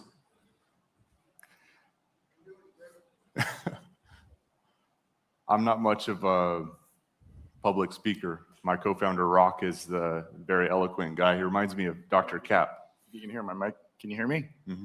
Yeah, we just had a technical difficulty. They got the wrong slides up there. It was partly my fault, so I'm just apologize for that. There we go. Perfect. Awesome. Here we are, guys. Litecoin's virtual machine, hard money Web3. That's our tagline. So we're taking the hardest money ready for innovation, which is Litecoin, and we're pairing it with Web3 innovation. We're powered by ZKLTC. So we're unleashing Litecoin's potential. Think about it. You know, if you guys all probably know Litecoin. It's cryptocurrency. You can send it. You can receive it. Charlie Lee integrated Mimblewimble extension block technology back in 2022. So now you have optional privacy, but it does not have programmability. And if you want to do more complex things with Litecoin, you either have to trust some type of custodian or centralized party. And, you know, a lot of institutions, a lot of people in the cypherpunk movement, they don't want to do that. They want to own their asset and use it, you know, however they want. So essentially what we're doing is we're adding that layer. We're a Litecoin layer 2, fully endorsed by Charlie Lee and the Litecoin Foundation. And now with also our testnet live, you can use Litecoin trustlessly using ZK technology in Web3. And I'll get into a little bit of that in a bit. But I get this question all the time, you know, why Litecoin? Because, you know, people tell me, well, it's a Dino coin and all this stuff. Well, there's a lot about Litecoin that people don't know. You know, it's, I say GTI, which is growth, trust, and innovation. So if you look at it as a network, it's been running flawlessly for over 14 years. So it has a lot of trust, plenty of innovation over the years. Really, you know, a lot of the innovation that happened in Litecoin were later adopted by Bitcoin. And as a network, it just continues to grow as an ecosystem. You guys have seen, you know, all the builders all around the world in this kind of cypherpunk movement, I call it the decentralized freedom community, all coming together and building different things, and Litecoin is a part of it. So Litecoin is really, truly a very innovative asset and network. And if you look at the on-chain stats from inception, they're all up and to the right. You know, you have your, you know, the transactions and even like the network itself with hash rate, it just continues to grow. So it's a very robust network. If you look at layer 2s, there are, you know, many Ethereum layer 2s, there are many Bitcoin layer 2s. We're the first Litecoin layer 2. Yeah. So here's our team. You guys know me, Rock, Richard, Shane. These individuals, we've worked together for a long time. We have, Marty was talking to, we kind of announced Lunar Digital Assets. That's our full stack blockchain venture studio. We've had many successes over the years. We incubated Polygon, QuickSwap, and we've had, you know, many unicorns. We're bringing all of this experience to Litecoin.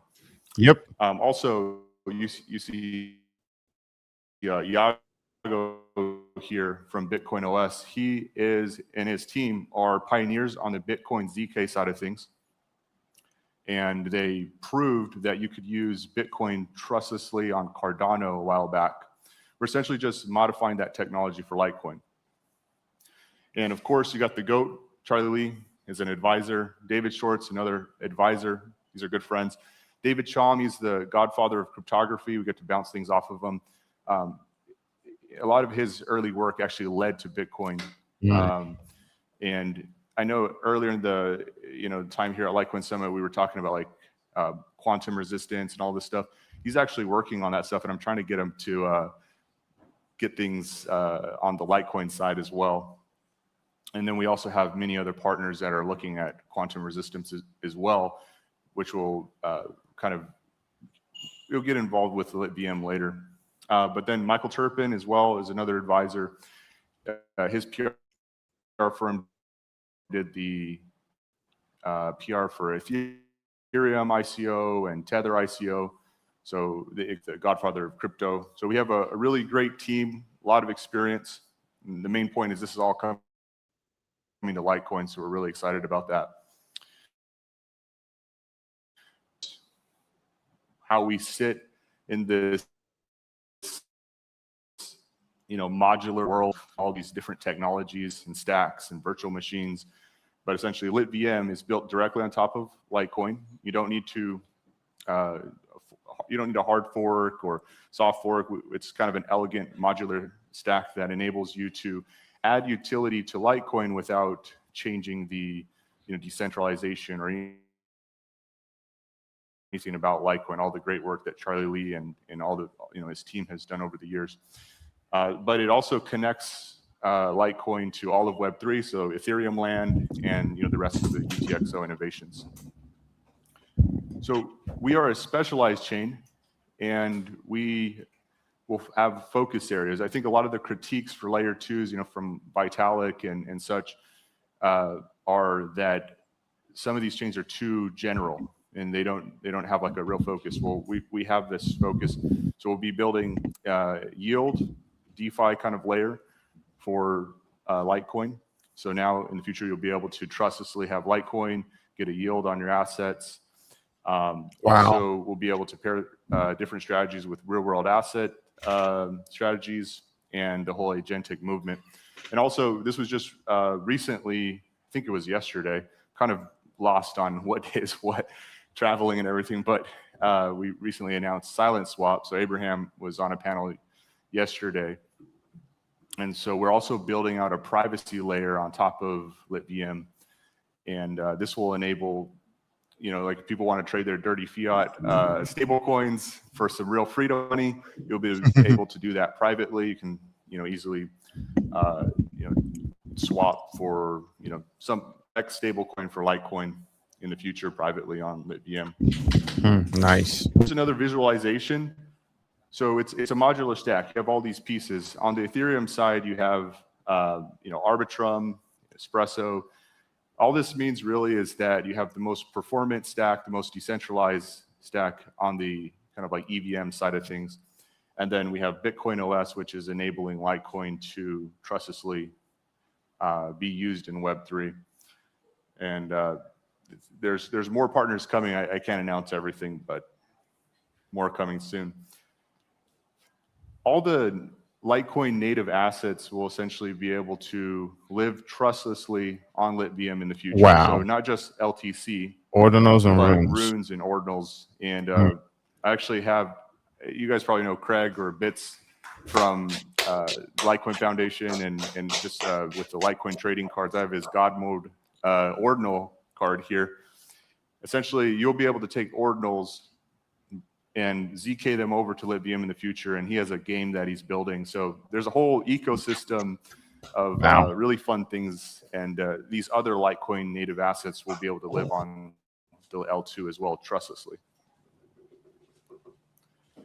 Now, what's really interesting is LitVM, it has its own token, and if you stake the token, it enables you to have governance participation in the Litecoin ecosystem.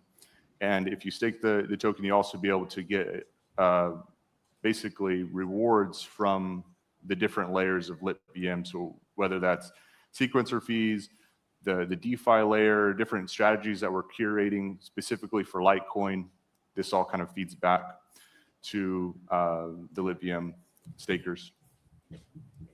We will have, we've been working in many different ecosystems for a long time.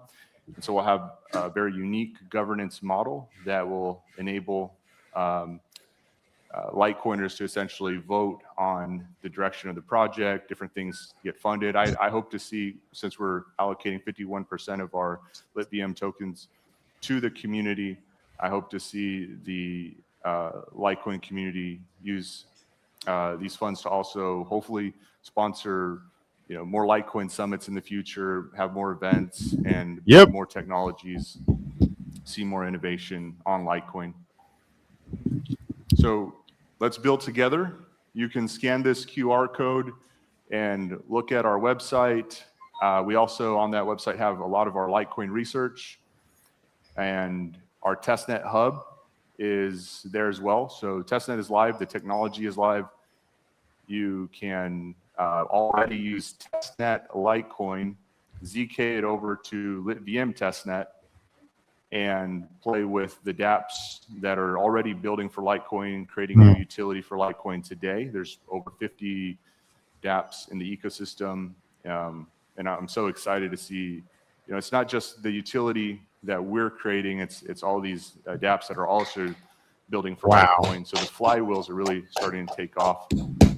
But the testnet is done very successfully. We haven't done any kind of incentives or anything like that. Just the Freedom community has really seen this as an opportunity and sees that this can be really useful technology on top of Litecoin. And so we've seen over 80 million transactions already on the testnet in a couple months. I think close to 5 million wallets last I checked. And yeah, I'm happy to answer any questions or go from here if you like. Anyone have any questions? Josh.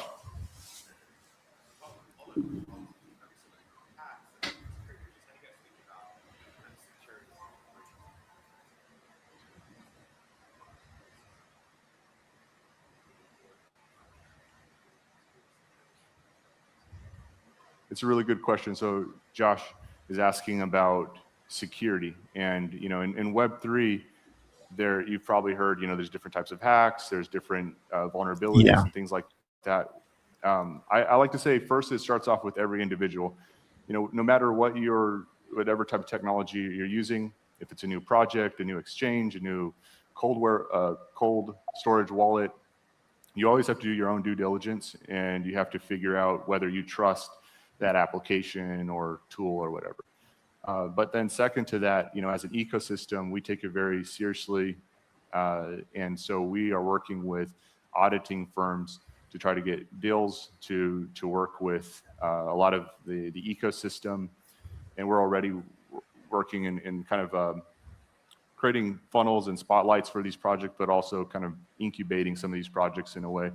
And ourselves, the technology we're building, we are also we'll have multiple audits over time. I think we're kind of heading. This is not public, but we're heading into our second audit very soon. So basically, we're doing everything you can to ensure that the ecosystem is as safe as possible and that the technology we're building is as safe as possible. Wow. Kyle.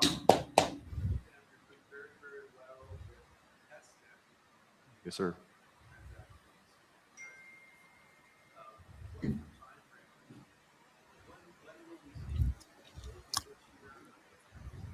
Yeah, Flippin' Finance, he's probably watching. I seen him do some content. He keeps doing the video. Wow. Like Win Mainnet. We're getting a lot of that. Shout out to you, bro. Shout out to you for giving me that shout out, bro. Shout out to you, man. Shout out to you, my brother. About what we're doing. We want to make Charlie proud. We want to make sure, because Litecoin, the L1, has run flawlessly for over 14 years. So we can't just drop something and kind of move fast and break things kind of things. So we're being very methodical about our approach to deploying. To answer your question, it should happen sooner than people think. We have one more integration, which wasn't discussed, and it'll come soon. And this helps with decentralization at the sequencer level. So maybe that's a little hint.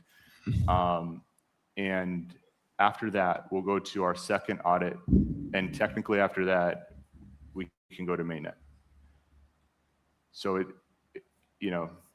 you know, audits generally take a month to 2 months, can be longer. and integration takes so long. So I'll give that as a hint. I hope very soon and in this year, but you know, I know my team's going to shoot me for saying that much. Lotion.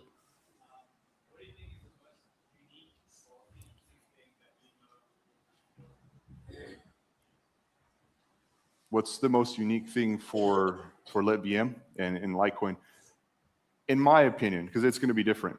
You know, there's projects like Midas that are building on top of LitVM, and it's a prediction markets, and there's going to be you know, specific LTC markets, so you'll be able to use your Litecoin in prediction markets. You know, some people really want to, you know, speculate on macro, and so it really depends on the person. But for me, I'm a big Litecoin holder. I want to earn yield on my Litecoin, and I think, you know, a lot of institutions we're speaking to, as institutions kind of tip, you know, their toe further into the crypto waters. You know, you've seen all the awesome stuff that Strategy's done with Bitcoin. You know, Tom Lee talking about Ethereum. Well, now with programmability for LTC, you'll be able to use it as gas on LitVM. It becomes a productive asset. You'll be able to stake it. You'll be able to do different types of DeFi and RWA strategies. That's what's most interesting to me. So we're working with different curators to build those out, and we're talking to a lot of our partners to make sure that we get those right. That's what I'm most excited about, Lotion. But it's going to be different for everyone. And also, you know, Abraham here, that partnership, the whole privacy layer. I'm a huge cypherpunk nerd, so I believe in privacy, decentralization. So I'm really excited to see the Web3 side of the privacy side, because on, you know, Litecoin already has privacy with Mimblewimble extension block at the layer 1. But while you're playing in on the layer 2 and Web3, you also be able to use privacy. So there's actually, I could keep going on all the things I'm excited about, but those are some of the things there. Anyone else? Yes, sir. So you said you have it's a stack-based structure, right? Modular. The coin OS, you have the espresso, the arbitrage, all these things of software on which you are building the API. How do you coordinate with the communities of those other initiatives?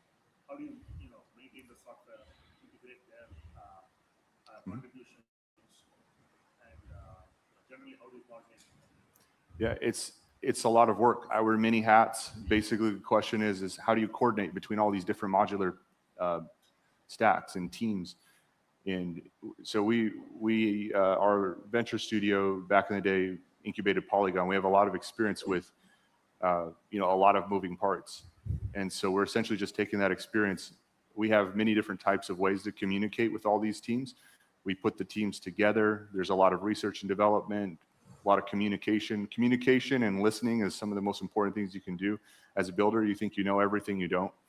And so I do a lot of listening, consulting, putting people together, putting brilliant minds, much smarter than myself together.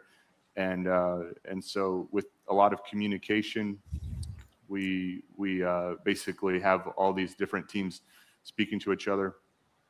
And that's essentially how it works. It's just communication, just reaching out, making sure people are all on the same page.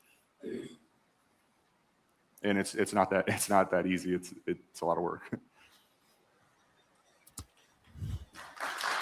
Wow.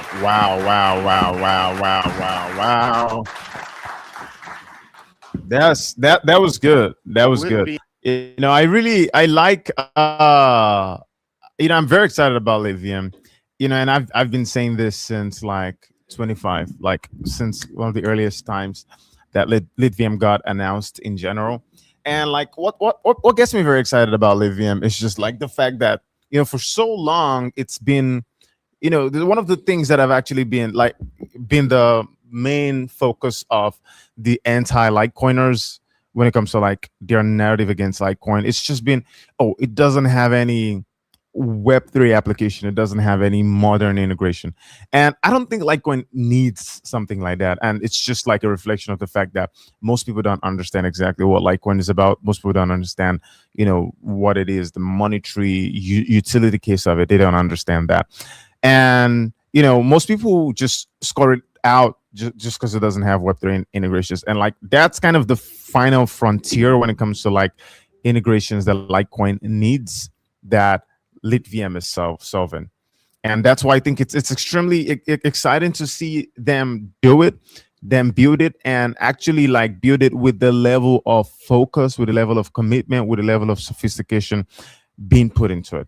And I think that is extremely exciting about LitVM. Honestly, I'm very excited to see LitVM succeed like beyond the wildest expectations. I'm really excited to see Aztec and the LitVM team build something that's not just gonna solve a question or prefer a solution to a question, but something that's actually going to build, thrive, and compound and actually dominate. Not just, oh, this is the number one Litecoin specific layer 2. No, it's just going to be one of the leading layer 2 solutions, period. As much as I want Litecoin to literally be the leading proof of work sound money out there, period. Not one of the ones that is in this niche section. No, the best, or amongst the literal best. And that's kind of like the hope I have for LitVM. And so yeah, it's just exciting to watch Aztec present this. And yeah, I guess with that, I think this is the end of my catch-up reaction stream. Yeah, it was very fun. I mean, my general opinion and like my take on the Litecoin Summit in general is the both days of the summit has been, oh my god, the both days of the summit have been incredible, to say the least. Yeah, I know that the foundation, they host and they organize very wonderful events, and like it's no doubt like this was definitely going to be one that was going to end up being a wonderful event in itself. But being done this good, and the design, the coordination, the level of information. I mean, the speakers were dropping alpha, they were dropping incredible useful information, not just talk for the sake of it. And it's actually like real technology talk, real integration talk, real adoption talk, and not just people that are talking about it's not politicians. So it presents such a sharp contrast to what we saw at the Bitcoin Summit, where you had a bunch of politicians just come and Michael Saylor come and talk about number go up, and basically not a lot of relevant things, in my opinion, with regards to like grassroots from a technological standpoint, from an adoption standpoint, and from like the future of this industry standpoint. And like this Litecoin Summit has done that very, very well. And that's one thing I really appreciate about this Litecoin Summit. I was fortunate enough to catch most of yesterday's summit, like almost the entire thing basically.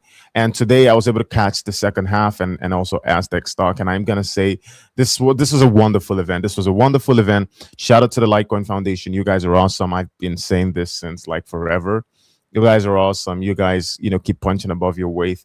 Using a shoestring budget. You guys are freaking, gladiators. Shout out to you, Jay. Jay, shout out to you especially because Marty made it clear that you are like a real backbone in like getting this whole thing set up. And so you're a freaking legend, man. Shout out to you, whoever you are. I don't know your specific function within the Litecoin Foundation itself. So it's just ignorance. It's not me trying to like diminish what you're doing. It's just like I don't know your specific role. So like I know David Schwartz, it's the director of strategic partnerships, and Charlie Lee is the director, but I don't know your specific role, so I can't address you as that. But you, Jay, shout out to you. You're now absolutely phenomenal human being for keeping this getting this whole thing to work. Shout out to every other person there. Shout out to David. Shout out to Alan. Shout out to John Kim. John Kim was really wonderful yesterday. Just helping. That was one of the most engaging panels. Was the one that John Kim got to moderate. That was actually wonderful. That was great. Shout out to Aztec, my brother. Shout out to Kyle. Shout out to Bits. Shout out to Randy, wonderful, amazing person. I've always been a huge supporter of yours. Shout out to basically every single person who spoke. The guy from Mocha, I don't remember your name right now. Shout out to you. You're, very wonderful. And just shout out to everybody, man. Shout out to everybody in the audience, everybody that came and participated, and in one way or another, just helping make sure that there was a lot of attention and there was a lot of focus on the Litecoin Summit. Shout out to every single one of you. And with that being said, I have to end the stream. It's been a pleasure. The last 3 days have been, oh my God, extremely stressful for me, but I've tried to make sure that I at least showed up and provided some sort of like supplementary stream coverage for the Litecoin Summit, and I'm glad that I was able to do that. And I think right now I need I need to go get some rest that is very necessary for me at this moment, because I look a little sick. You can see it on my face. And then with that being said, guys, take care, and I will say peace out, peace and love, every single one of y'all. And I'm gonna see you guys in some other stream in a future date. Also, I'm just gonna announce right off the bat before I end this, the Light Hour live stream will be back in a future date. Of course, we ended it so that we can work on a lot of structural things at the back, but at a future date, when the time is right, the Light Hour live stream will be back. That is for sure. And with that being said, peace out. Love you guys, everybody. Take care, and bye bye.